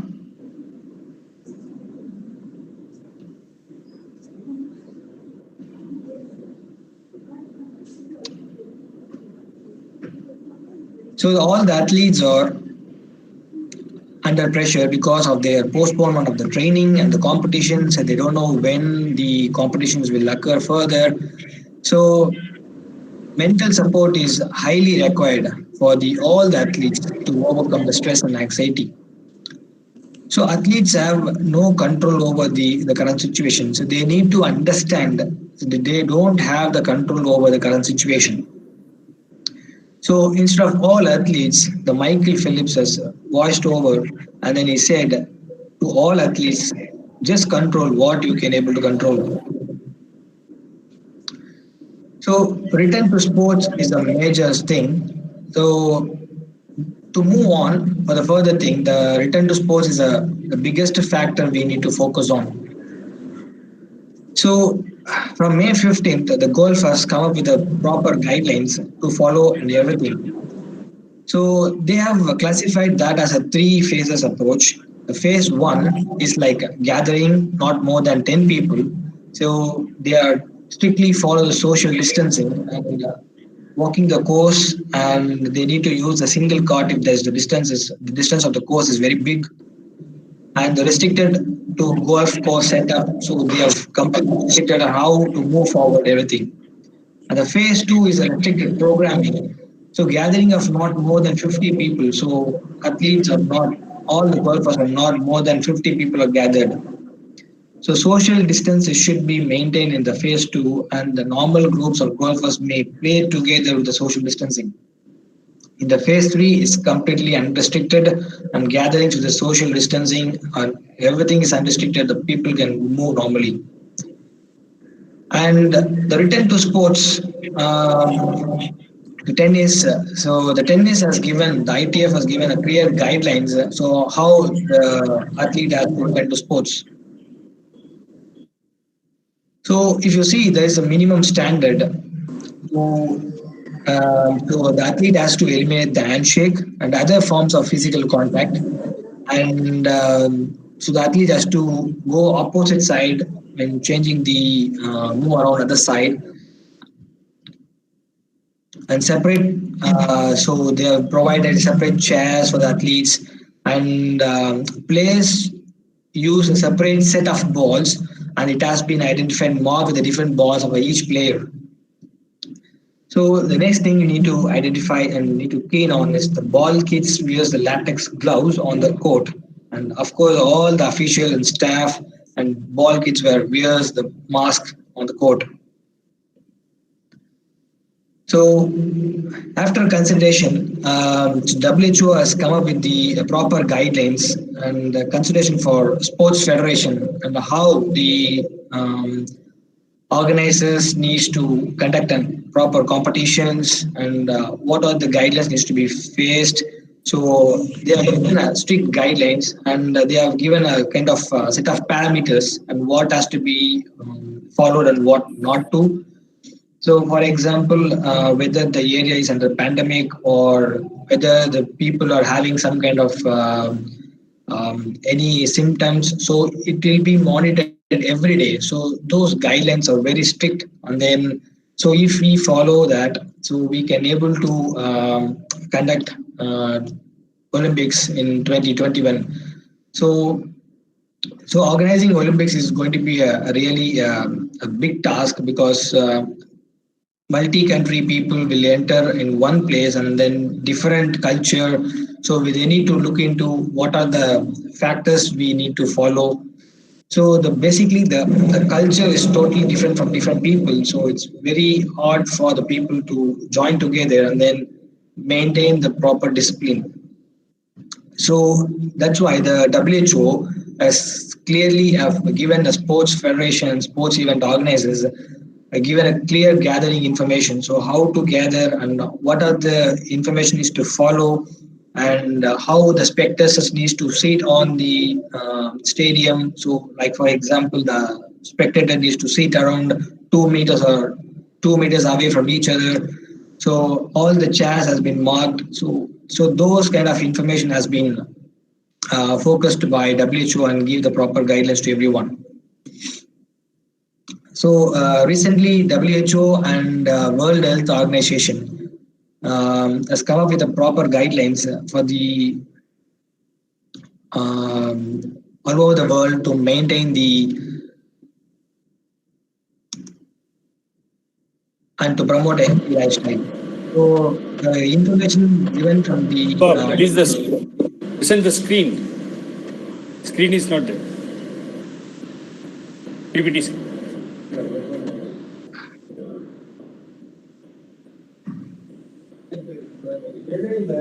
is it okay, sir? No, it's not coming. Sir, so it's coming. Yes, it's coming. Thank you. Okay, so basically, the IOC, the International Olympic Committee, and the World Health Organization are strengthening their efforts to promote a healthy lifestyle. So what they have done in this agenda is like they are trying to include all the physical activity, sports, and active recreation. Now, the International Olympic Committee is going to initiate a different program to monitor the health across the globe. So that's the initiative recently the WHO has been done. So as a take home is like sport specific reconditioning period is highly. Please do not share your screen. Deena Dayalan. Again, you can share it. Deena Dayalan, please. Vishwa, again you share your screen.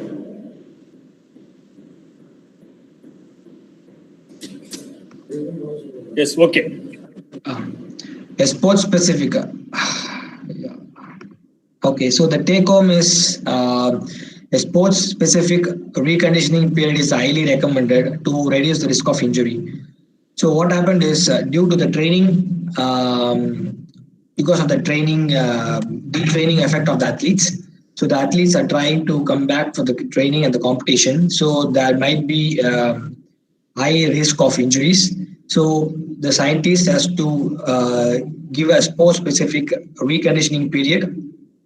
So for example, like a pre-season, so we need to dedicate that pre-season period for the complete team so that they can able to recover what they have before, and then they can able to achieve the better performance and without any injury.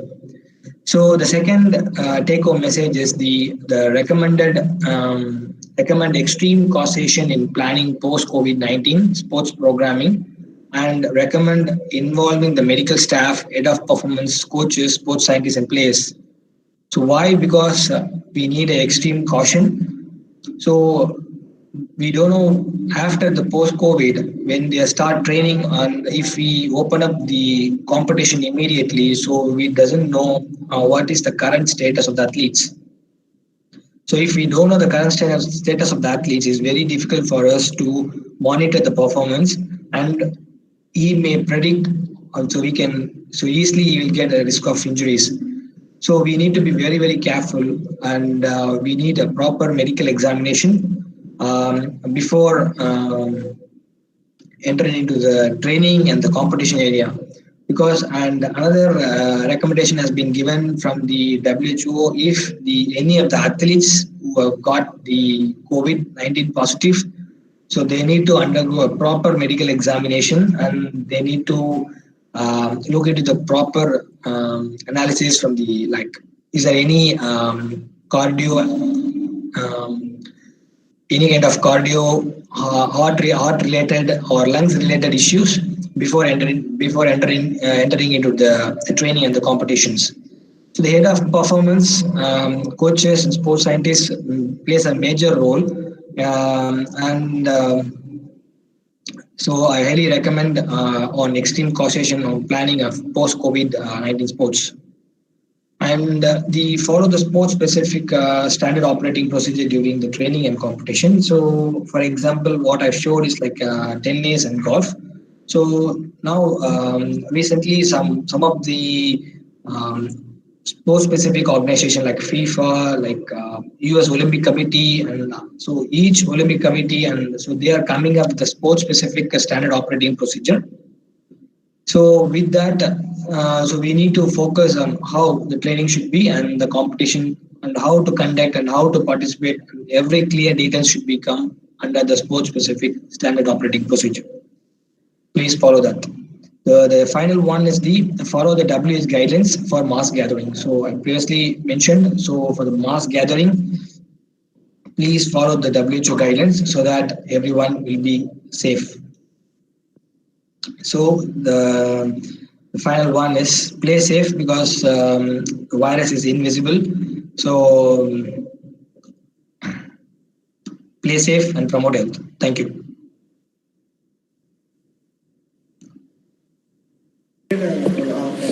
Thank you, Iswa. Thank you for your nice presentation, for sharing your knowledge of the impact of COVID-19 on international sports. Thank you. Once again, thank you. Thank you, sir. Thank you so much. That's it.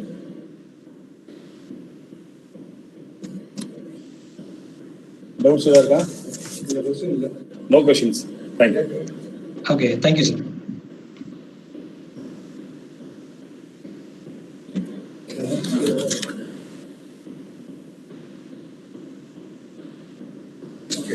Next, I welcome Dr. S. Jayaraman, who is presently serving as Assistant Professor, Sports Authority of India, Lakshmi Boy National College of Physical Education, Thiruvananthapuram.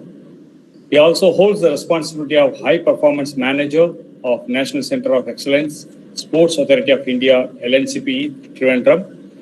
In the past, for a brief period, he worked at Pondicherry University, Puducherry, and also he has worked at leading Ethiopian institution for a period of 5 years. He has directed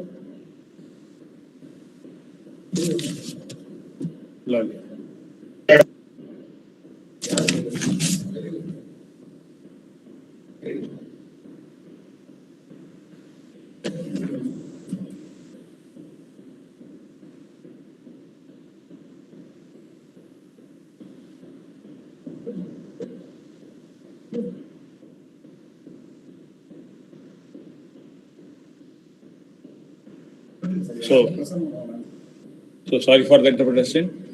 So nobody should interpret it in between to sharing the screen.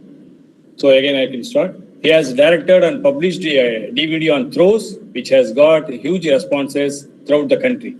He has also directed 3 documentaries, out of which 2 got Best Documentary Award in the International Short Film and Documentary Contest, respectively. Dr. X. Jayaraman has presented papers in the national and international conferences and got Best Paper Award in 2 international and 1 national conferences, respectively. His research work, New Studies in Athletics, is accepted by IAAF for its publication. On behalf of Department of Physical Education, Bharadas University, I wholeheartedly welcome Dr. S. Jayaraman to share his knowledge. Sir வணக்கம் sir. நல்லா இருக்கீங்களா sir? Sir, don't sharing. Bro Hello. Hello, don't sharing your screen. So, all the participants, please mute your mic. Participants, please mute your mic. Except Jayaraman. Hello. Sir இல்லையா? Now I welcome Dr. Jayaraman to share his knowledge on staying fit during lockdown on COVID-19. Over to Jayaraman, please.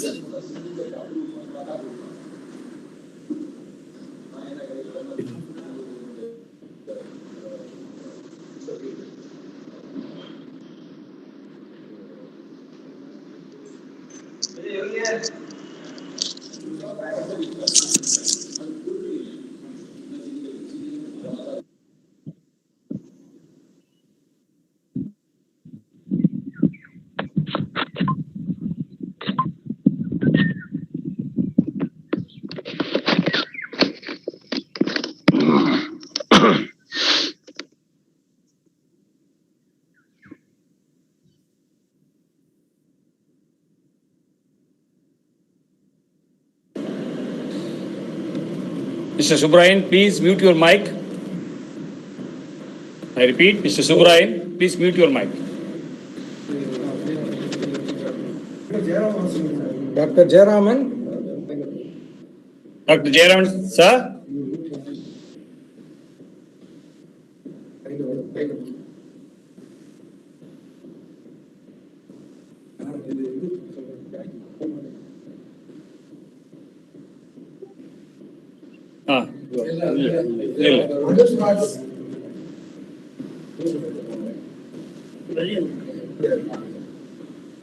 Participant, don't share your screen.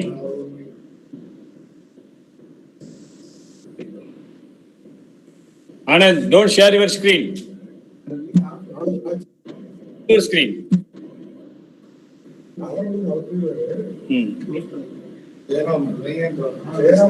Anand, don't share your screen.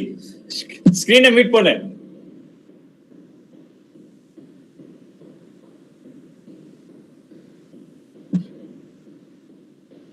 Yes, okay. ஜெயில பாருங்க ஜெயராமன். இல்ல doctor போட்டுக்காரா இல்ல வெறும் ஜெயராமன் போட்டுருக்கீங்க. ஜெயராமன் பெருமாள் வந்துச்சு. அதான் அந்த photo அதான். அஜித் பண்ணுங்க. அவர் அன்மியூட் பண்ணுவாங்க. அவருக்கு ஸ்கிரீனை போடுங்க. Dr. Jayaraman, sir. இல்ல ஒரு நிமிஷம் சரி அவர் சொல்லுங்க.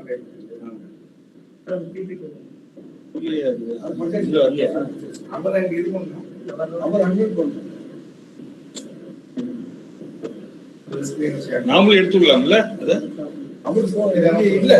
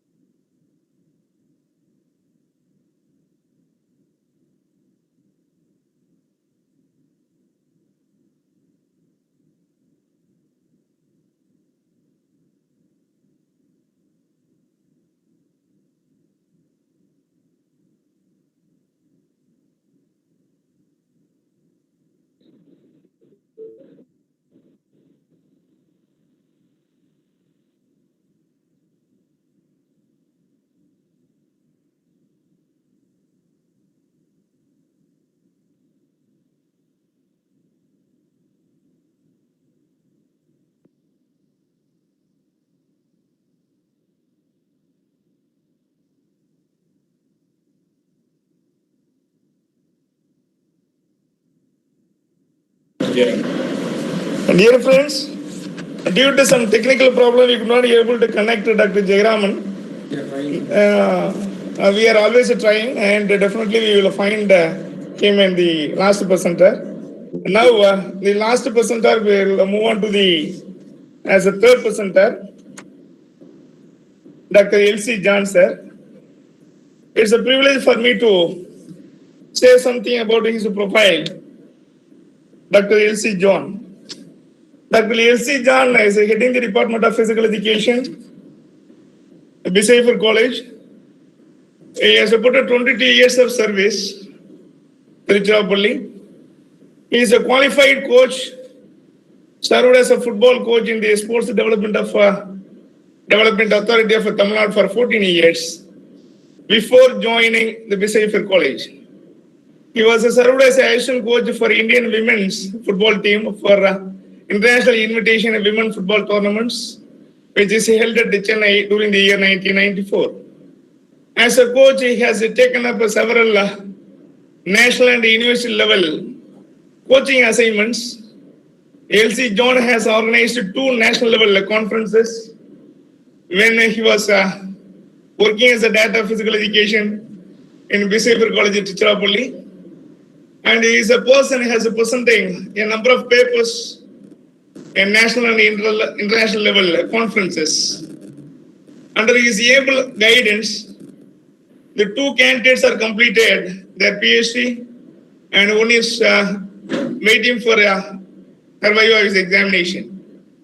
And during his tenure of data physical education at Bdu-Dpe College, he has taken a lot of initiatives to promote the sports in the college campus. I am happy to say that today the Bdu-Dpe College is one of the leading college in sports and tournament aspects. And they are also given the free admission to the sports persons. And they have given an open platform to perform well in all categories of sports and tournaments.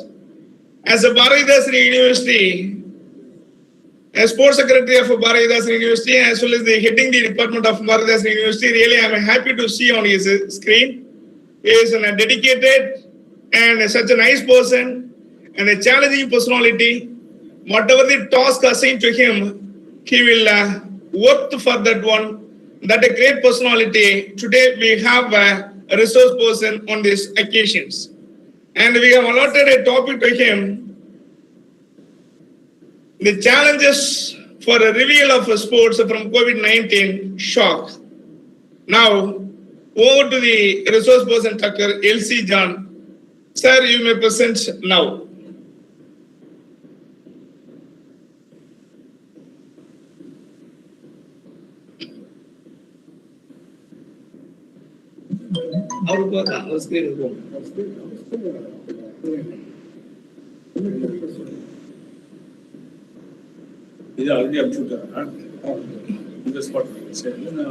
John sir, நீங்க share பண்ணுங்க நீங்க. Unmute பண்ணி பேசுங்க. Sir, just you unmute and you can speak now.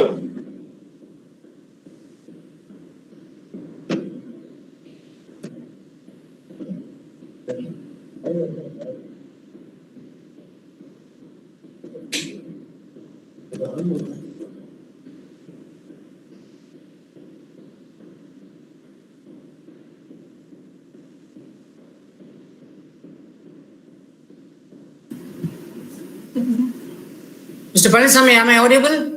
Yes, you are audible, sir. Yes. Yeah. Can I start? Yes, sir. Yes, you can start now. Thank you so much. Before I start my session, I must thank Dr. Panisamy for the nice compliments that you have given about me. Thank you. Good afternoon and welcome to my session of the webinar, in which I have tried to make a presentation on the challenges for the revival of Indian sports from the impact of COVID-19. The final exit from COVID-19 still lingering at a distance. The presentation is only an attempt to foresee on assumption the challenges to revive Indian sports on the context of prevailing scenario in India and the world. The coronavirus has brought everything to a standstill, and the whole world now is facing an extreme difficult time. It has given a wake-up call to the whole world, particularly to the countries which are overpopulated and overcrowded. It has affected the business, employment, as well as the sports activities in the respective countries. When the Indian sports sector is experiencing a sea of changes, with all-round developments initiated by the government, the private sector, as well as non-profit organizations, the COVID-19 has caused the most significant depression to Indian sports. To varying degrees, it has caused either to cancel or postpone the training, participation, and the conduct of sports events.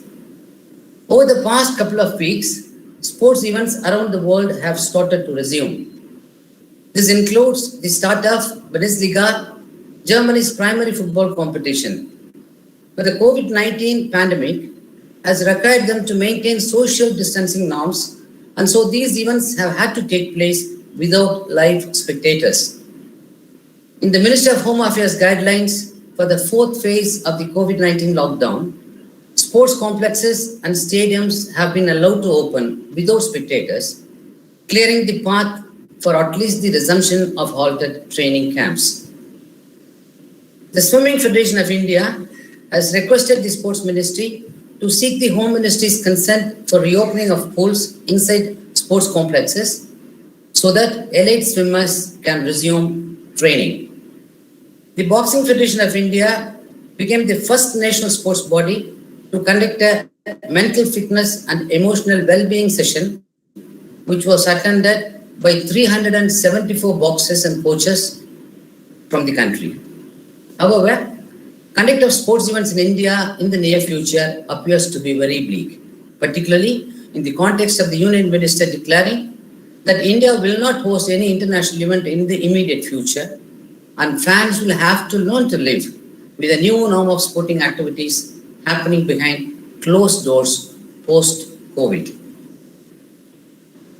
But at the same time, almost all the stakeholders, including the government, the national federations, and Indian Olympic Association, have already stepped into the reviving process, which certainly pose many challenges. But these challenges may not be common for all the stakeholders of Indian sports, and hence, it would be more useful to foresee the challenges separately. John sir, sorry for the interference. Yeah? You can change the slide.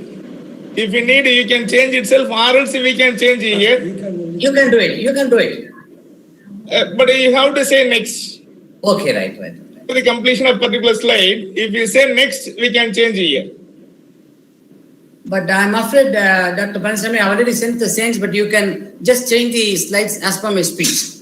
Okay, sir. Okay. Right, sir. Thank you. According to our speech, we have to change it. Right, sir. Thank you, sir. Thank you. These challenges may not be common for all the stakeholders, as I told you, and hence it would be more useful to foresee the challenges separately that each stakeholder may encounter when reviving sports in India after COVID-19. The following diagram gives an idea of the key stakeholders who play a pivotal role in Indian sports. Under the Government of India, we have the central government and the state governments. Under the central government, we have the Ministry of Youth Affairs and Sports. It is the branch of Indian government which administers sports in India. Under which we have the Sports Authority of India, which is the apex national sports body of India, and the Association of Indian Universities and School Games Federation of India, which are looking after sports at varsity and school level. Then we have the Indian Olympic Association, which is the body responsible for selecting athletes and managing teams to represent India at international championships. The State Olympic Association functions under them. Another important stakeholder is the national sports federations. We have around 54 federations. Though they are autonomous entity, they are partially funded by the government and they strive to bring professionalism by initiations to conduct professional leagues. The state sports associations of various disciplines function under them. Every federation also conducts many domestic and international events, of which the professional league are of much importance.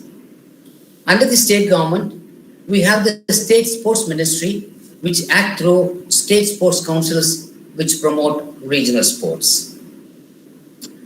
Now looking into the challenges, first we'll look into the challenges for the Ministry of Youth Affairs and Sports. First, the finance management. The financial support for most of the sports activities and for sports awards in India is managed by the sports wing of the Ministry of Youth Affairs and Sports. The government of India having spent and still spending so much of money on COVID-19, a major alteration in the overall numbers of the budget is almost inevitable because of the coronavirus pandemic. The office memorandum from the budget division of the finance ministry says that keeping in view the present situation arising out of COVID-19 and the consequential lockdown, it is expected that each position of the government may be stressed in the first quarter of 2020-21. Moreover, the finance ministry has categorized human resources development in the C category, which means the Ministry of Youth Affairs and Sports has to restrict its expenditure within 15% of the budgeted amount in the first quarter. Though a sum of rupees 1,220 crores has been allotted, the Ministry of Youth Affairs and Sports will be in a fix to manage the expenditure in line with the guidelines given by the Finance Ministry when it tries to revive the sports. The Ministry of Youth Affairs and Sports has to come up with a clear spending plan with the available fund drawn on priority and importance. Next, the handling of awards and financial aids. Most of the sports awards are conferred by the Ministry of Youth Affairs and Sports. The next biggest challenge for the ministry post-COVID-19 will be to manage the awards and the incentives to sportsmen, which is very important. With many sports events having been cancelled or postponed due to COVID-19, the ministry will find it hard to finalize the recipients of different awards, including the cash awards.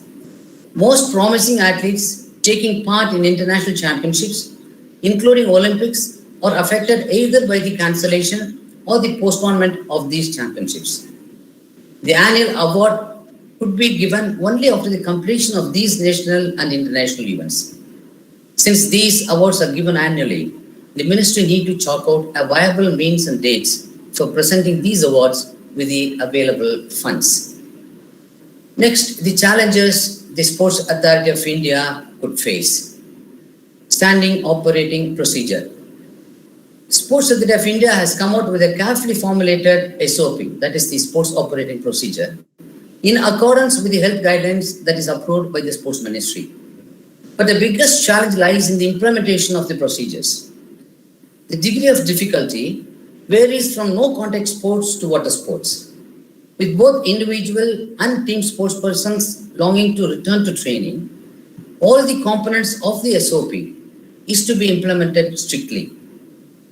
Sports Authority of India has already set a task force under Colonel Bishnoi to oversee the implementation of the SOP. The standard operating procedure formulated cannot be final, and Sports Authority of India should be prepared to make any amendment when situation warrants. Then the reviving activities in the stadiums under the control of Sports Authority of India. With the careful formulation and implementation of the SOP, Sports Authority of India has slowly started to revive the trainings in the stadiums under its control, permitting the athletes bound for Olympics. But sanitizing and disinfecting the whole stadium is a great task, because one positive case in the stadium will result in the closure of the whole stadiums, as it happened in Bangalore. Moreover, the athletes already stuck in these stadiums should leave the stadiums and can return for training only after the logistics are worked out for the return, which will invite more stringent measures to assess that they are free of the virus. Sports Authority of India should be extraordinarily cautious and should pace the training very carefully. Otherwise, there is every chance of the Sports Ministry cancelling the approval given for the SOP. Then making all the establishments functional. As we know, Sports Authority of India has 2 sports academic institutions, 10 regional centers, 14 Center of Excellence, 56 sports training centers, and 20 special areas games. In addition, SOI also manages Netaji Subhas High Altitude Training Center as well as 5 stadiums in the national capital of Delhi, such as Jawaharlal Nehru Stadium, Indira Gandhi Arena, the Ainsworth National Stadium, SPM Swimming Pool Complex, and Dr. Karni Singh Shooting Range. After this epidemic, to make all these establishments functional would be a big challenge to Sports Center of India, as these facilities are spread across the country where the health guidelines vary according to each state. Coordination with the State Health Ministry becomes an absolute necessity for Sports Authority of India to function these centers. Conduct of national camps. The paramount responsibility of Sports Authority of India is the management of national coaching camps for participation in the international competitions in various sports, especially the priority disciplines of athletics, boxing, hockey, weightlifting, and wrestling.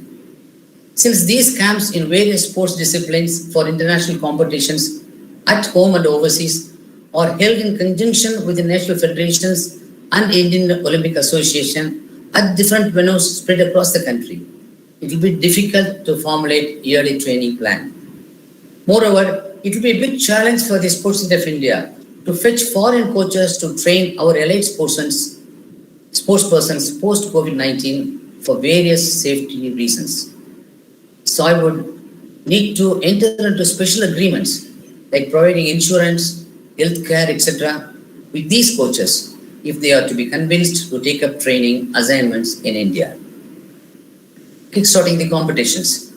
Sports in India refers to a large variety of sports from tribal games to mainstream games like cricket, hockey, soccer, etc. etc. Sports Center of India is directly or indirectly involved in conducting many such competitions in India at various levels.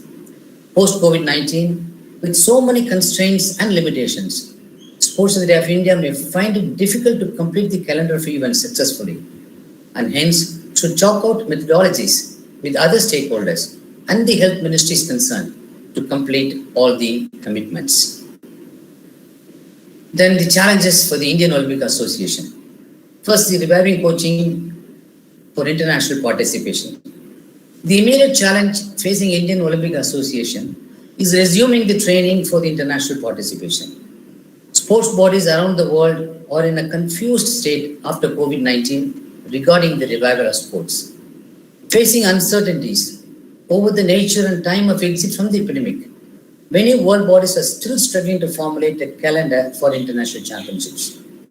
Conducting such international championships is a Herculean task for these sports bodies, and many of them have preferred to start the domestic events first. As such, rather than rushing up for the training, the Indian Olympic Association should start the camps for the confirmed events and chalk out programs for the maintenance of physical and mental fitness of the sports person, and should revive the training after getting a clarity in the schedule of international championships. Participation in international championships. Will sports be the same again after COVID-19? Is the question in every sports lover's mind. Yes, it cannot be, at least not in the near future. When it comes to international participation, it cannot be the same as it was before with so much of logistics.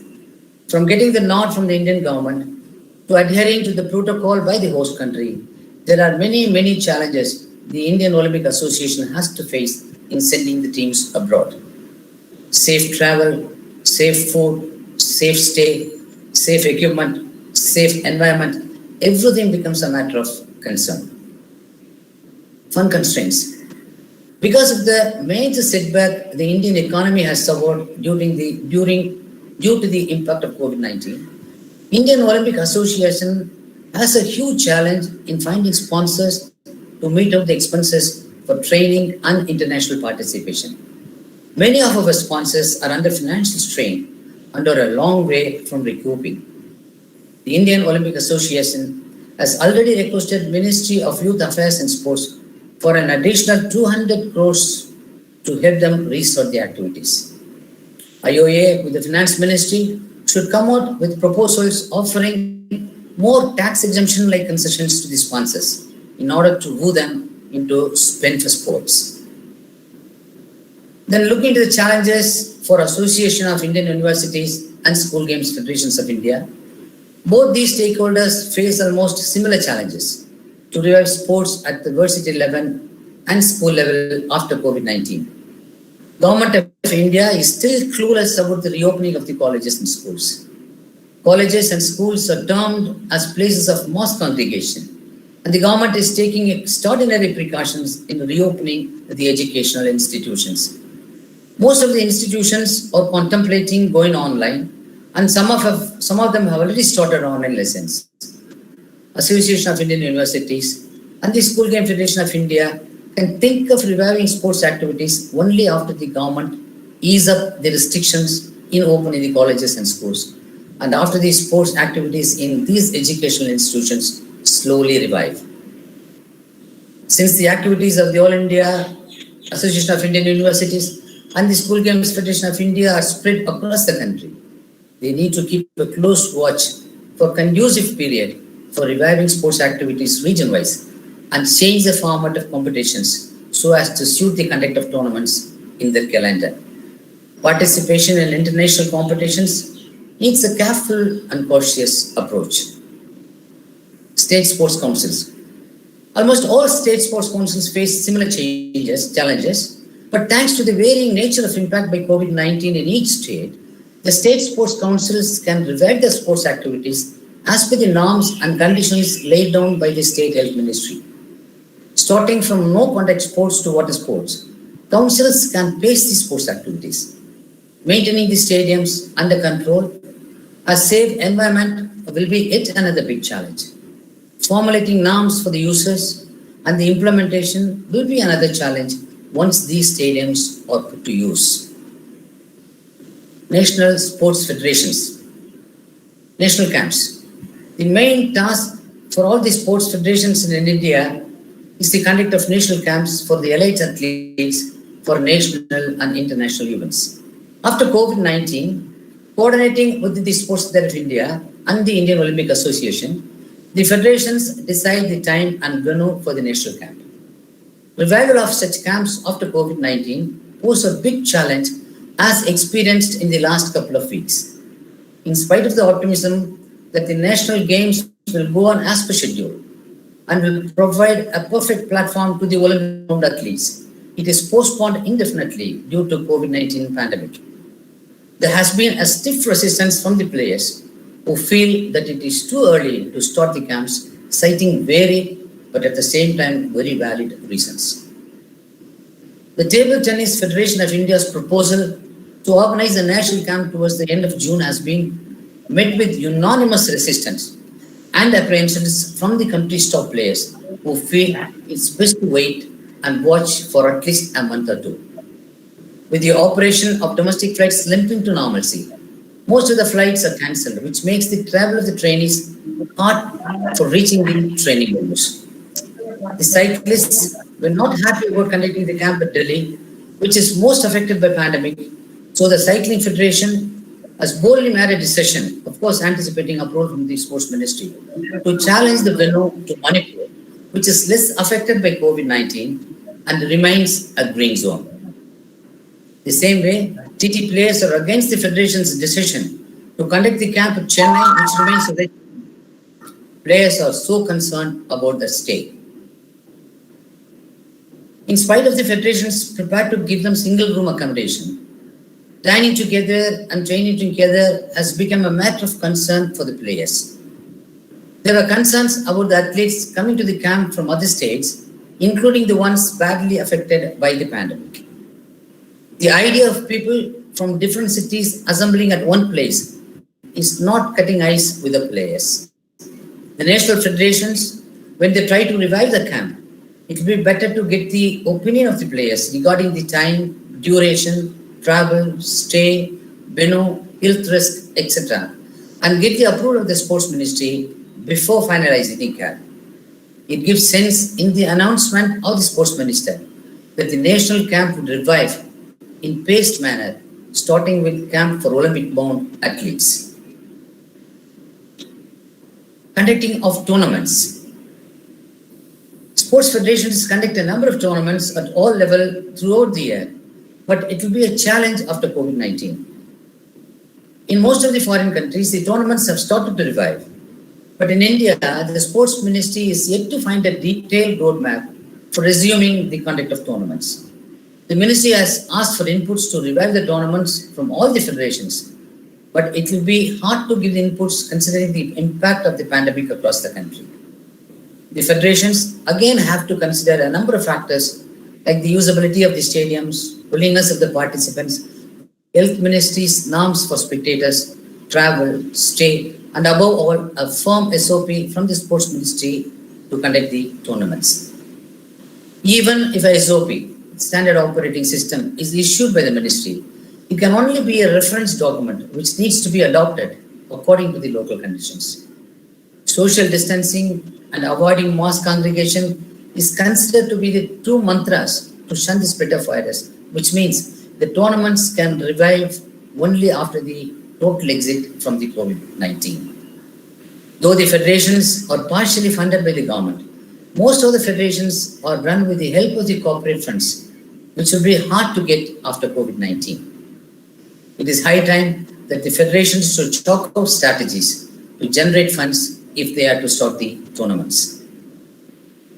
It is certainly a good news that the Sports Authority of India has decided to make all services, excluding food, free at its stadiums for tournaments conducted by Indian Olympic Association and national sports federations, which have already been exempted from paying any rent for the venues.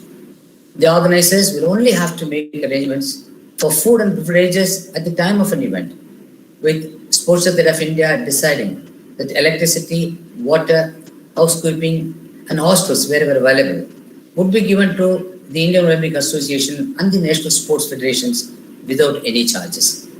Post-COVID, the federations should also find ways to minimize expenditure when reviving the tournaments and try to find new resources to tap. Then the challenges for reviving professional leagues. One of the best things that had happened to Indian sports in the recent past is the expansion of professional leagues in various games. It is a dream come true which has taken the Indian sports to greater heights. The Indian Premier League, which in itself was based on the model European football leagues, has led to the rise of numerous similar league competitions across many sports. These leagues have brought in new investors, more spectators, and higher revenues, reasons enough for more sports to follow in suit. Around 10 professional leagues are conducted in India every season, which has got the attention of all the sports lovers in India and around the world. These professional leagues are utterly important for the revival of sports in India. To revive these leagues after COVID-19, the organizers may encounter mega challenges considering the elements involved in conducting these professional leagues. The financial implications. Can you please change the financial implications? Okay. As far as professional leagues are concerned, it involves a lot of money. Revenue estimated for IPL 2020 is rupees 3,869 crores. And there are different kinds of sponsors like the title sponsor, associate sponsor, official sponsor, and broadcaster. If sports is going to be behind doors after COVID-19, then there's going to be a lot of commercial loss to these sponsors, which will make them rethink sponsoring the tournaments. The organizers will also face a dip in the revenue. But on the other hand, the organizers will have to sell out more money for the players in terms of travel, stay, etc. If air travel does not resume, just imagine IPL is contemplating whether it will be feasible to bring back players by chartered flights, which may prove very costly. Signing and auctioning of players. With a lot of foreign and elite sports persons taking part in these tournaments, it will be really a challenge to rope in players to take part in the tournaments in India with so much of uncertainties lying ahead. Unless these sportsmen are convinced that there's a safe environment to play in India, no foreign player will come forward to sign for Indian clubs because India is a thickly populated country. In spite of the personal benefits, sportsmen will not like to risk their health for people's entertainment. And also the team's willingness to take part is a matter of concern. Considering numerous factors, the teams would want to buy time to start the leagues because a lot of logistics have to be worked out in joining the league. Adding new teams to the league will also be a challenge for the organizers. Another sad reality is that the COVID-19 has halted the move of other professional leagues stepping into Indian sports. It is a challenge for the organizers to still start these leagues in spite of the difficulties, with making appropriate changes in the season, venue, and format. Spectators. To start these professional leagues in the backdrop of the empty stadium is a big challenge.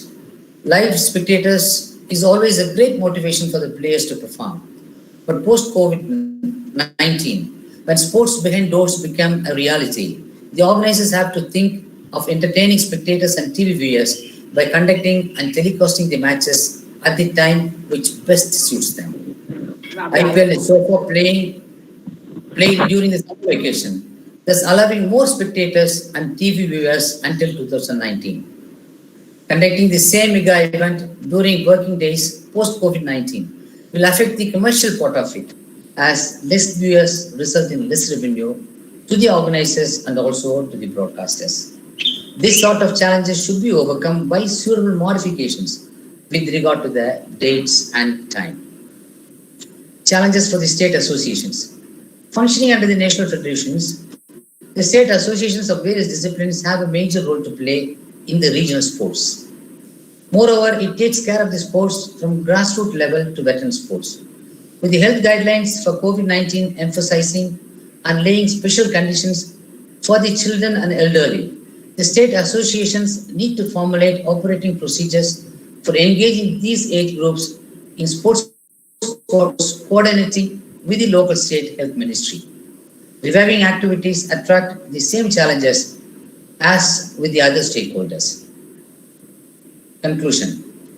No doubt that the COVID-19 has slowed down and in some cases halted the progress of Indian sports in terms of coaching, participation and tournaments. But if all the stakeholders, including the government, national sports federations, sponsors, could apply their own unique approach in terms of finding answers to the prevailing challenges and opportunities, and work out on a sustainable plan to trigger a national fervor for excellence in sports, the revival of sports in India will take off swiftly to make India a powerful nation to reckon with by world sports. Thanks to the efforts taken by the government and other stakeholders, the coaching camps have been revived. Needless to say that if Tokyo Olympics 2021 takes place as per the schedule, those countries which kickstart first, in spite of the present situation, will automatically be in an advantageous position. India has left no stone unturned and has succeeded in starting the camps for Olympic-bound sports persons. In fact, the lockdown has indeed given an opportunity to reboot Indian sports. If everything goes well, one can expect the tournaments also to revive before the end of this year. But most of the top-level sports persons are very much optimistic that the challenges in terms of spectators, health norms, safety concerns, etc. could be overcome because the professional players' livelihood is tied to them playing, and there is a whole bunch of people that depend on the tournaments for survival, like the supporting staff, officials, and groundsmen, apart from millions of people who derive pleasure in watching these sports actions. The fear of the virus will stay for a quiet time, but a way out can always be found. Sports on empty stadiums will have its impact on the players and sponsors. Players have already tuned their minds to play without spectators. But if the government, federations, the broadcasters and the media can engage with the sponsors and the industry and work out on viable plans for them to sponsor, the financial challenge can well be taken care of. I would like to conclude that in spite of the challenges we face because of COVID-19, the revival of Indian sports is a time-bound exercise and will take place in a paced manner, because tough times don't define us, but they refine us. Thank you.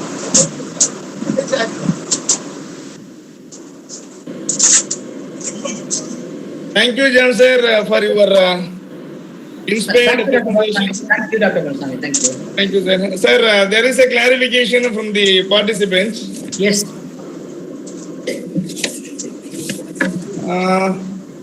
Sir, a lot of clarifications the people are asking. Yeah. And the only thing is just we want to only one clarification. What will be the strategy to handling the students in school? This clarification is asked by Mr. S. Satish. Yes. So the clarification is what will be the strategy to handling the students in schools? Yeah, that's, as I told you, it's too early to decide on the activities that could happen in the schools because the governments are perplexed and they are not very sure in opening the schools. Even if the schools are open, the first priority would be for the education curriculum and then sports. So in spite of students, on the context, these students are not attending the classes, maybe sports activities could revive, keeping in mind all the social norms that has been laid down by the local ministry. But it's too early to decide on that. Thank you, sir. Thank you for spending your valuable time. Really, we are all happy and such a wonderful presentation, highly knowledgeable. And also, so many participants are given the comment, and the excellent presentation was made by Dr. A.C. John, sir. Thank you, sir. On behalf of the Department of Physical Education, and once again, I thank you very much for your valuable sharing your knowledge. Thank you, sir. Thank you.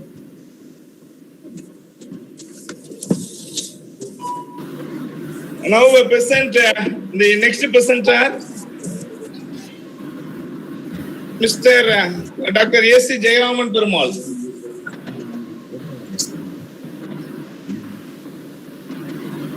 Sir, you can present now. Go to Dr. Jayaraman, sir.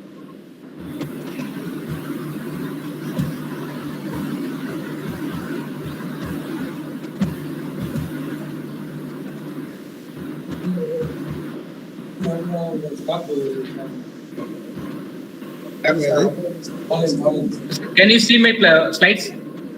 No, sir. No, sir.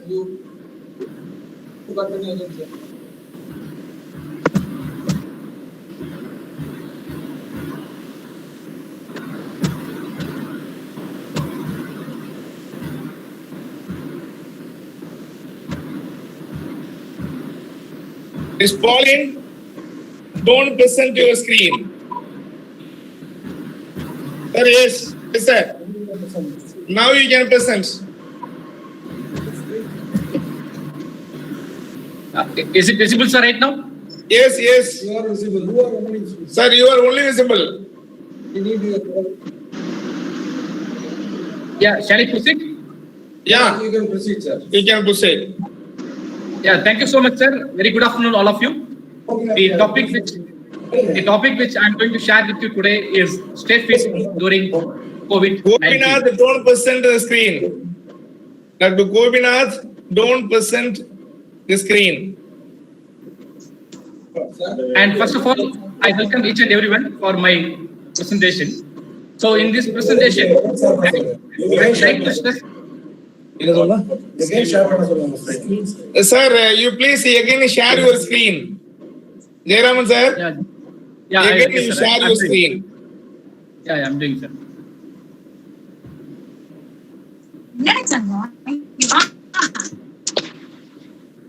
Morning.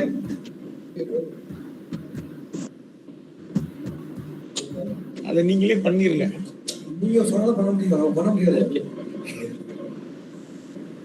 Sir அது சொல்றது objective பண்ணிருக்கேன்றாரு. Screen போயிட்டு இருக்க பண்ணுங்க sir. National கொடுத்துருவாங்க.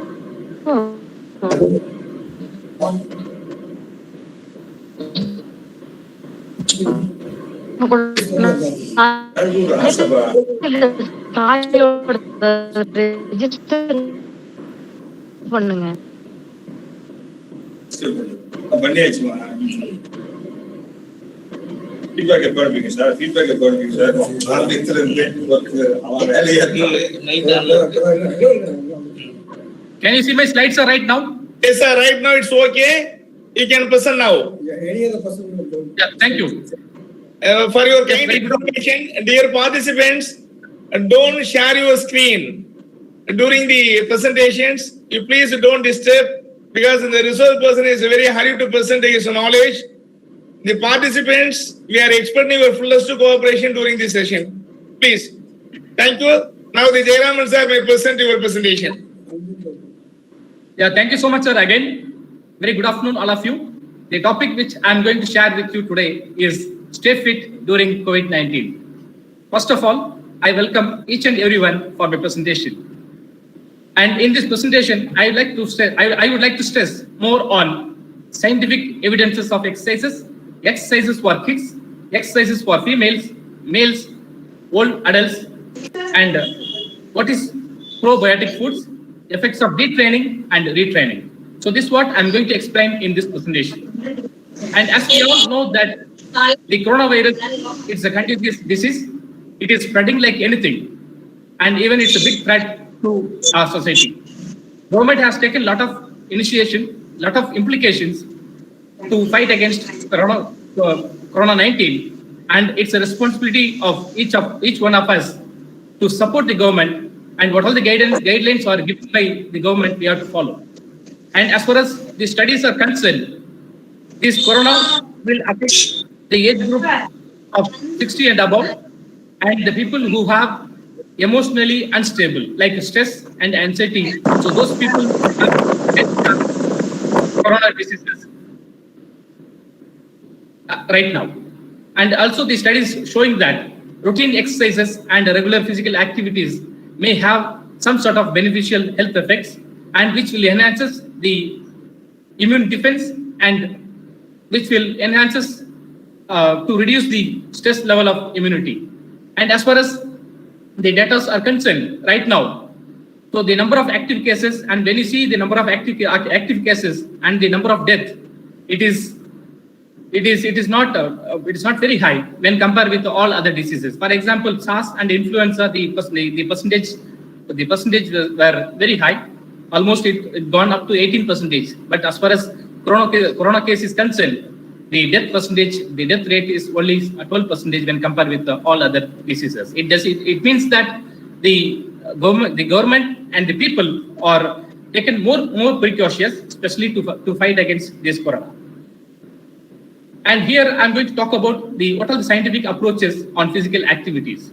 It doesn't mean that when we go for physical activity, we'll definitely fight against corona. No, it doesn't mean that. So there are a lot of studies yet to be done, but there are many studies they have conducted so far against many diseases, stated that some of the exercises, the exercises may decreases or may reduces the implications of the diseases. For example, reduction of cancer, HIV, cardiovascular diseases, diabetes, and etc. So these all the diseases can be cured through physical activities. So the researchers are already proven, and epidemiological data also proven that when we go for physical activities, whatever the upper respiratory diseases or upper respiratory illness we have, that can be reduced.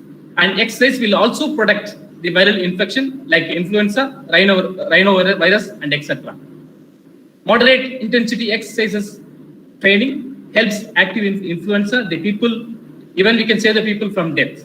So that's what the studies are showing, that it is not necessary to go for very high intense activities. We have to go for moderate intensity exercises. So that is always recommendable, especially during COVID-19.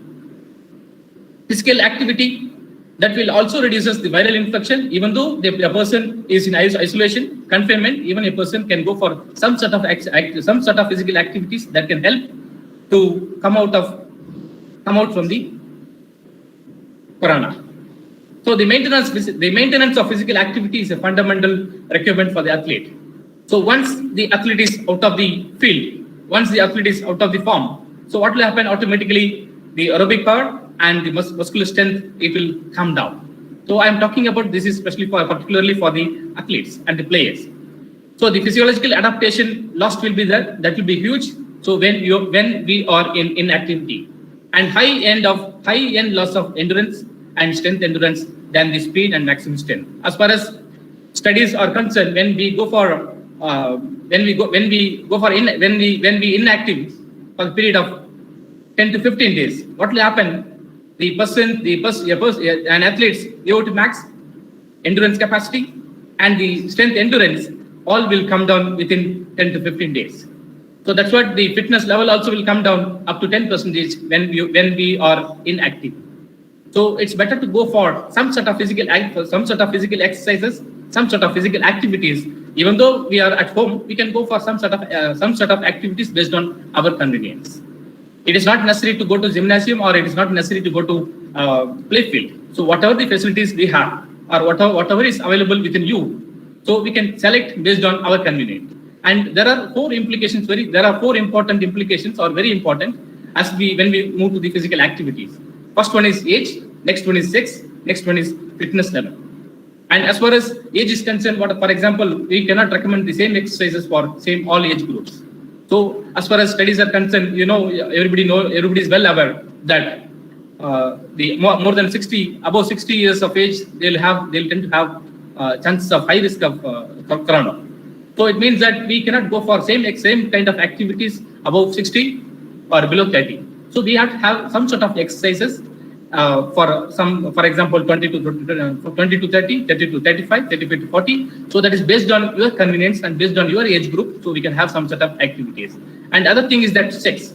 So we cannot find the same exercises, especially for male and female. I mean that we have to go for separate sort of exercises. Even for example, normal women, sport women, and the people who are in monthlies. So we cannot suggest all the exercises for all these three types of category. So we have to more precautious when we select the exercises. So that's what I like to mention. What are the exercises I'm showing here in the slides? Just it's for your information. It doesn't mean that we have to follow the same exercise. You can prefer, or you can choose what are the exercises which is applicable for you, or based on your situation, or based on your availability, or based on your availability of time. And next one is when we go for after day training. For example, that's what I mentioned earlier. The cardiovascular endurance, the muscular strength, all these motor abilities level comes down. So when we go for retraining, so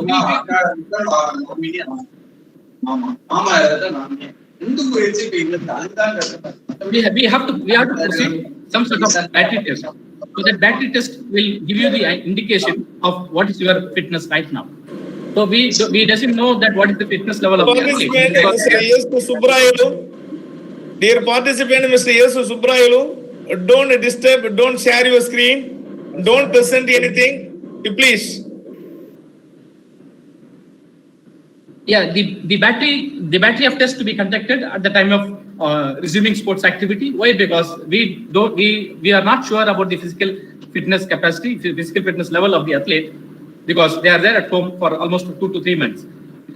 We are prescribing some sort of exercises, but we are not sure that whether they are really undergoing some sort of training or not. So when they go for some sort of activities, we have to go for some sort of battery of test, and after that, then we'll see the level of the athletes. Then after that, we can go for some sort of aerobic training and strength training activities. Impact of physical activities. Yes, this is most important. Physical activity may influence the response and the effectiveness of immune system. So that's what I said earlier. Physical activity, when we go for physical activity, then it doesn't mean that I can easily fight against corona. No, it doesn't mean. So we have to go for some sort of precautions along with the physical activities. And intense endurance sports activities produces significant leukocytosis cells in the systematic circulation, which will enhances the immunity level of the athlete. Indeed, there are some of the sports activities even people can do at home. Even this is from Shen. He has recommended yoga, Tai Chi Chuan, and Qiyam. These are the exercises he has recommended. But as far as your convenient and as far as our convenient, we can select the exercises. We can do these exercises at home. And especially how to do and how long we can do prolong physical activities. Yeah. So indeed, Yeah, in week we can go for maximum to 150 to 300 minutes. It is approximately 5 hours. It means that we can go for moderate cardiorespiratory physical activities. We can go for maximum of 5 hours. It means that we can Shaumya, go don't for. share anything. Mr. Shaumya, don't share anything. Dear participants, you please cooperate. Sir, again you share it, sir. Jayaraman, sir. Yes, sir. My screen is not visible. Sir, again you share your presentation. Yeah, yes, sir. Sure, sir.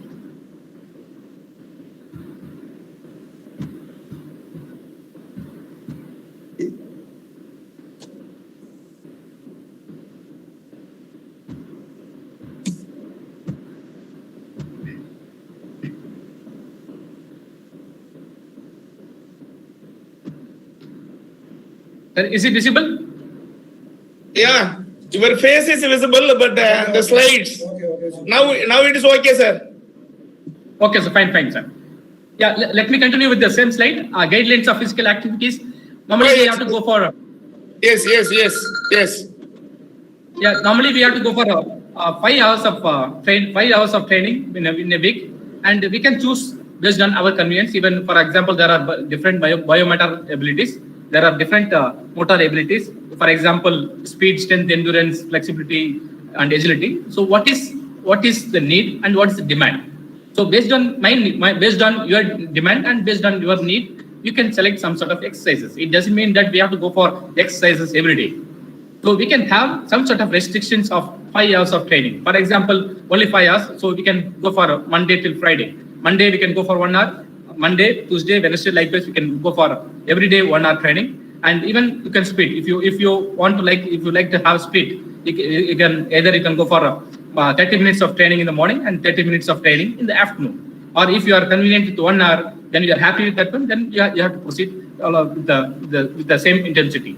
And you can go for cardiorespiratory physical activities 2 times per week. Strength training you can go for 2 times per week. And we don't require gymnasium and we don't require any equipments right now because a lot of restrictions are given by the government. So whatever the modalities which you have at home, or even we can go for some sort of own body weight exercises, so in which we can easily develop the strength aspects, and even we can develop some sort of cardiorespiratory endurance too. And we do not require specialized technology and equipment, and we have to keep active, and we have to keep ourselves very active and stay active and be happy with the family. And exceeding recommended, for example, when we prolong more than 1 minute, 1 hour, so what will happen? That will impair the immunity and increases the infection risk. It means that we should not go for more than 1 hour of training. Even though you are fit, it is better to restrict your physical activity up to 60 minutes. So when we go prolong above, what will happen? The immunity level will come down. Automatically, you are giving chances for the viruses to get into your body. So it's better to go for 60 minutes of training, and you have to concentrate on the moderate intensity exercises. And at this situation, it is not recommended to go for maximum intensity of exercises. Even I'm talking for the athletes. Even I'm talking for the athletes too. So what kind of cardio training you can give? That's what I mentioned earlier. We can go for 20 days of suspension of training. There will be decreases in VO2 max. Cardio training should not exceed 60 minutes. We can go for 2 days, 2 times 30 minutes per day, and we can go for 3 hours in a week. Intensity should be 80% of your maximum heart rate. And cardio training in the form of continuous running, that is not possible. Even we can go for at home, we can go for on-spot running or some sort of high-intensity circuit training that we are going to see in the further slide. Intermediate training and interval training. And what all the means and methods are possible right now at home. So we have to follow only those things. And 3 to 4 cardio training sessions, both aerobic and anaerobic lactic acid system, minimizing at the same time the possible risk associated with the COVID-19. Strength training rules. The rules are very simple, and even now the adults are eager to go to gymnasium. Even I could find in Trivandrum, even some of the people are going here and there, even gymnasium. And now, it is not a healthy, it's not a healthy activity to go to gymnasium and do some sort of strength activities. So whatever the activities which you can do at home, that is much better. So we can go for some sort of own body weight exercises in which we can develop all sort of qualities of strength. And again, I'm repeatedly telling that the duration of strength training should not exceed 60 minutes, and we have to go for sub-maximal activities. And again, I'm repeatedly telling that we should not go for maximum load, and we have to go for sub-maximal activities. 2 weeks of strength training, that is more than enough to develop the strength aspects. And stretching exercise, this is very, very important. And what all the stiffness we have, because morning till evening at home, spending time without activities, and the people may have some sort of stiffness in their muscles or stiffness in joint, so that can be released through some sort of stretching exercises. So it doesn't mean it means that we can go for some stretching exercises. So there is no need to go for the sequence one or the structured one. So what all the stretching exercises you are familiar? For example, you can select, for example, five stretching exercises for upper body and 5 for lower body. So likewise you can have, or if you are interested to, you can go for upper body one session on Tuesday, or one day, for example, on Friday you can go for lower body stretching exercises. So we should not omit this flexibility exercises, because most of the time athletes, players, you and me are ideally sitting at home. So when we go for some sort of exercises, so that will releases some sort of tension in our muscles and in our joints. This is very, very important aspect. Physical activity, whether physical activity is advisable during fever or suspected infection. For example, I have fever. Yes, whether I have to go for activities, whether it is recommended to go for physical activities, absolutely no. Why? Because already your immune system level is very low. Again, once you go for physical activities, people who are ill, when they go for physical activities, again the immune level will come down and down. Yes, so that is the reason why whenever the people who has the suspected infection, it is advisable not to go for physical activities. For example, for precautious, people are consuming there is no fever, but for precautious, so they are taking paracetamol tablet. So what will happen? That will also affect the human body. So indeed, the effect of paracetamol could mask the onset of viral infection. So there is some sort of viral infection when if you take paracetamol without fever. And use of corticosteroids is also not advised, because they increases the risk of infection, including viral infections.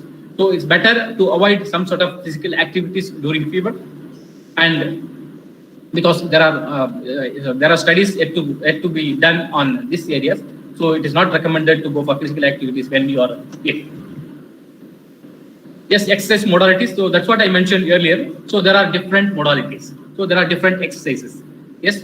So it is up to you. When you search in internet, or when you go through any articles or publications, so you can find plenty of exercises. So it is highly not recommended. There are plenty of exercises. You can choose which exercise is suitable for you based on your need, based on your demand. So here I have listed down some of the exercises: aerobics, yoga, pilates, sit-ups, body weight training. Even you can use bottles or cans for weights in case anybody wants to develop their sub-maximum or maximum strength. And you can use towel for resistance training, and you can use chair for some sort of squatting exercises. So exercise modalities are many, and even it is based on your imaginations, and you have to go for some sort of innovative activities. So in which you can do some sort of physical exercises through this means. There is a direct relationship between your diet, physical activity, and health. Yes, of course. Your nutrition is a key player when it comes to physical, mental, and social well-being. And it is very important for preventing disease. Even this can lead to feelings of strong emotions like anxiety, isolation, and depression. Yes, physical activity will not alone fight against corona. So we have to, at the same time, we have to go for probiotic food. We have to concentrate more on highly nutritious immune food. So here I'm going to talk about the probiotic food. What is probiotic food? It is very simple.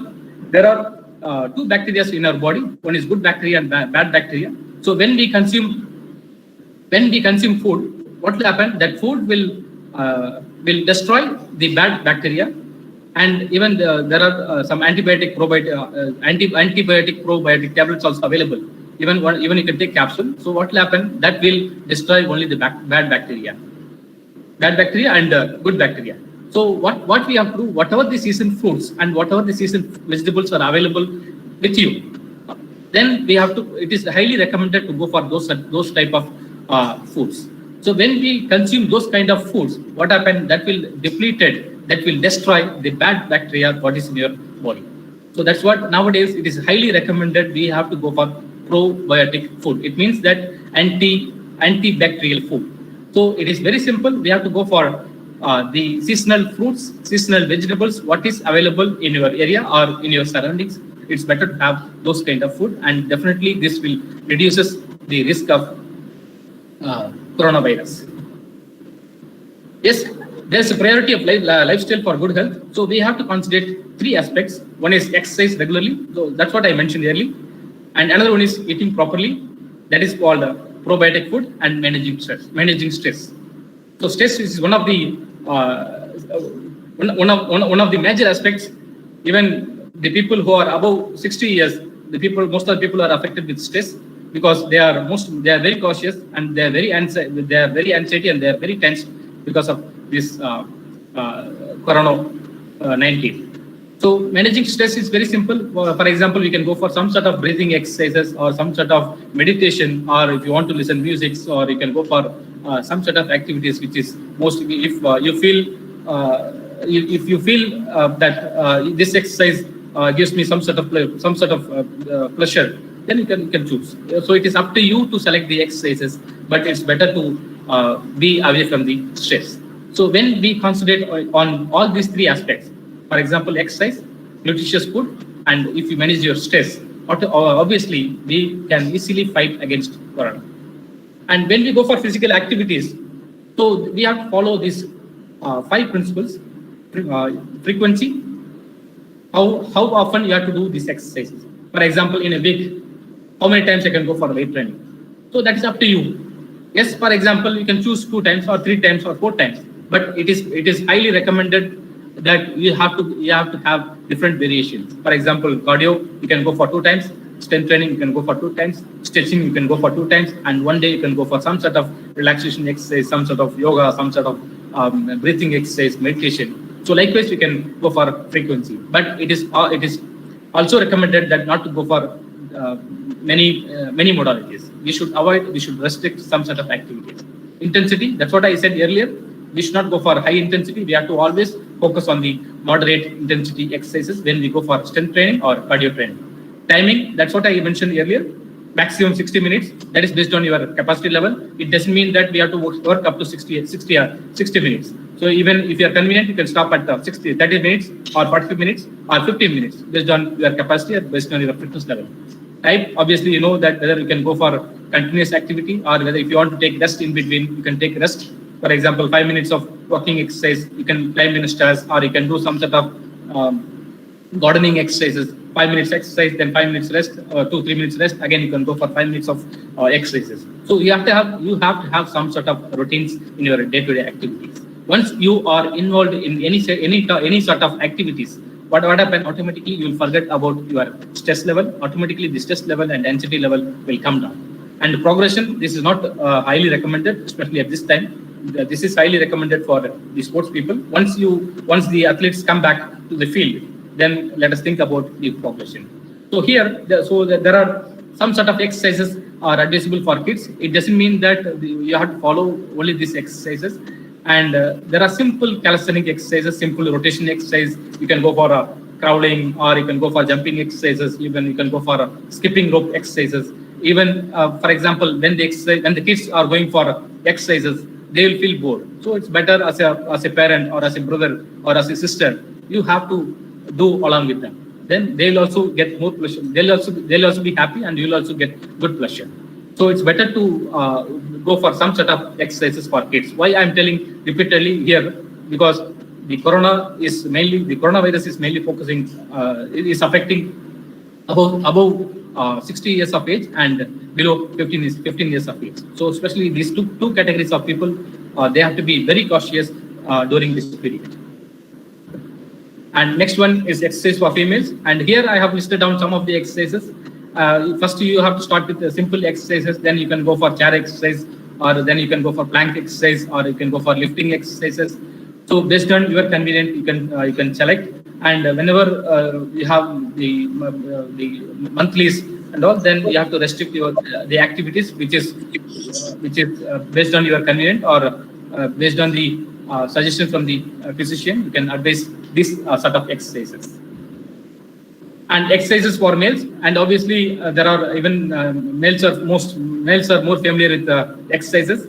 So you can do whatever the exercise you want, but make sure that you should not sweat more. And the activity level you have to keep the activity level up to sub-maximal level, and make sure that you should not go for maximum load. And here you can go for isometric exercises. If you want to increase your shoulder strength, then you can lift the can, or if your raise bag is there, then you can raise bag. So whatever the exercise you want, you can go for. You can do at home. And here, physical activities enhances the health of older adults. Yes, when we go for physical activities, so the circulatory system, respiratory system, muscular system, skeletal system, endocrine, immune, digestive system, all the systems, the efficiency of all these systems are enhances. And this is well-known factor. And at the same time, when we go for physical activities, the level of diabetes, the level of hypertension, and cardiovascular diseases all will come down. Yes, and at the same, and I'm giving I'm proposing some suggestion that it doesn't mean that all the people who are above 60 years of age, they have to go for some sort of physical activities. No, absolutely no. Why? Because we don't know exactly the physical condition of those elders. Yes, so they have to go for. They have to get the opinion, or they have to get the suggestion from the physician or the concerned fitness expert. So based on their suggestion, they have to select some sort of activities. If they are ideal simply at home, then obviously there are a lot of implications will be there, and the stress level also will rise, and so they'll be facing a lot of issues. And exercise modalities, that's what even they can go for some sort of gardening or some walking here and there, and they can climb stair. Exercise frequency, it is not recommended to go for everyday activities. You can choose even 3 days or 4-day session in a week, 15 to 30 minutes of exercises. Exercise volume, it means that you can focus from low to medium.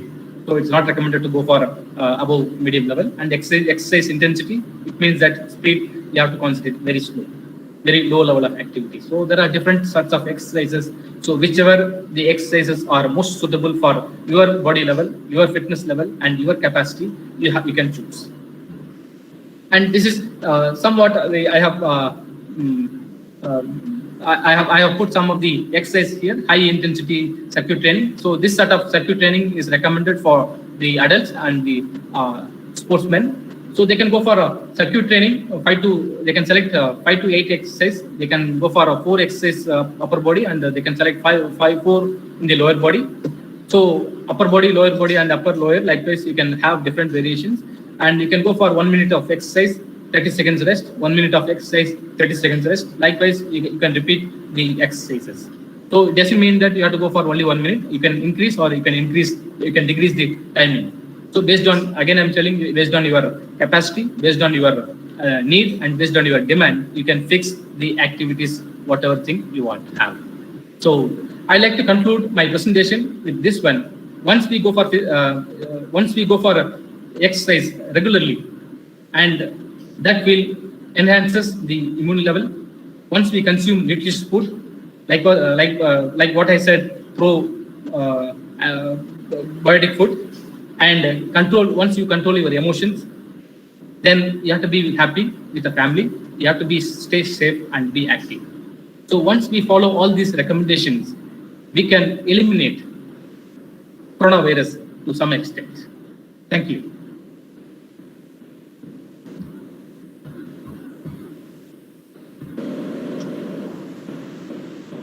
Thank you, Dr. Jayaraman sir, for your wonderful presentation.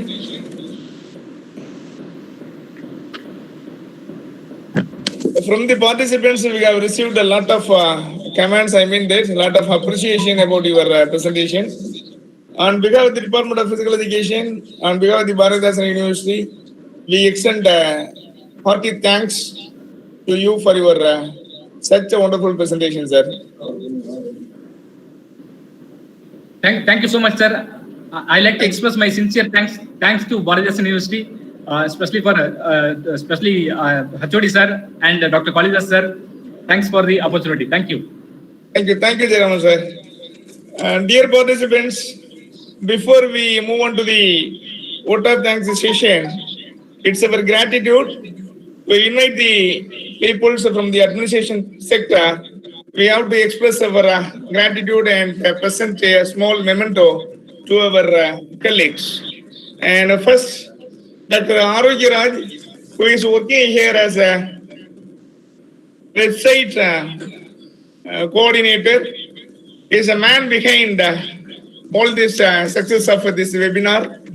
He is very kind enough to accepting our request, and he is doing a lot of things for conducting this webinar. On behalf of the Department of Physical Education, I wholeheartedly thank Dr. Aragura sir and also Mr. Anand, who is working here as a network engineer. He is also helped a lot. Whenever we are approaching him for conducting this webinar, these both personalities are given always a green signal. Whatever the things is we can do it, sir, you no problem at all. And anytime you contact us, we are ready to help you. So that kind of a positive words we have received always from these both gentlemen. So once again, I have to place my sincere thanks and gratitude for these personalities, and also we would like to present a small memento to the respective gentlemen, Mr. Arogya Raj and Mr. Anand.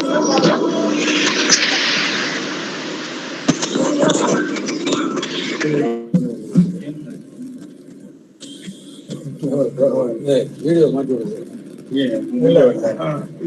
மூஞ்சியை காமிக்கல உட்காந்துட்டு சரி, அதை முடிச்சுட்டு வாங்கினீங்க, அது முடிச்சு போகுது. உங்க மூஞ்சியை நீங்களே கரெக்ட் பண்ண வேண்டியதா?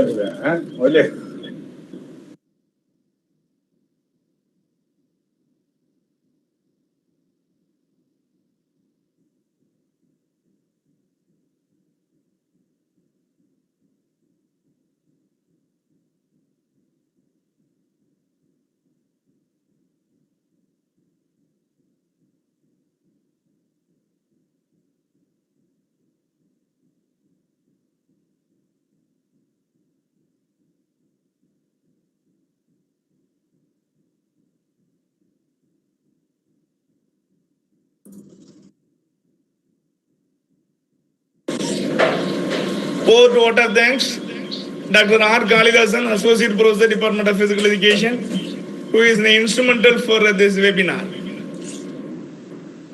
Thank you, Professor. Good afternoon. I won't take much of your time. Within 2 minutes, I will wind up.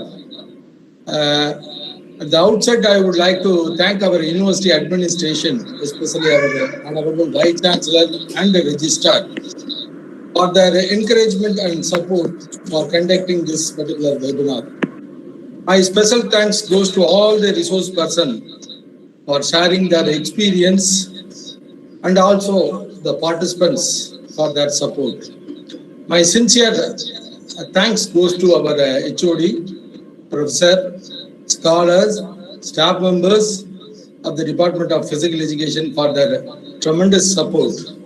My big thanks to Director University Informatics Center and staff members, especially Mr. A. Arogya Raj and Mr. B. Anand for their technical support. Hope to see you all again in the future event. Last but not least, I thank everyone. One important announcement is that today we'll be sending the PPT, feedback form and recorded version of the meeting. So hopefully all the participants can send their feedback. Based on the feedback, within 2 weeks' time, we'll be sending the e-certificate. We'll check everything and we'll send it to you. Thank you, one and all. Yes.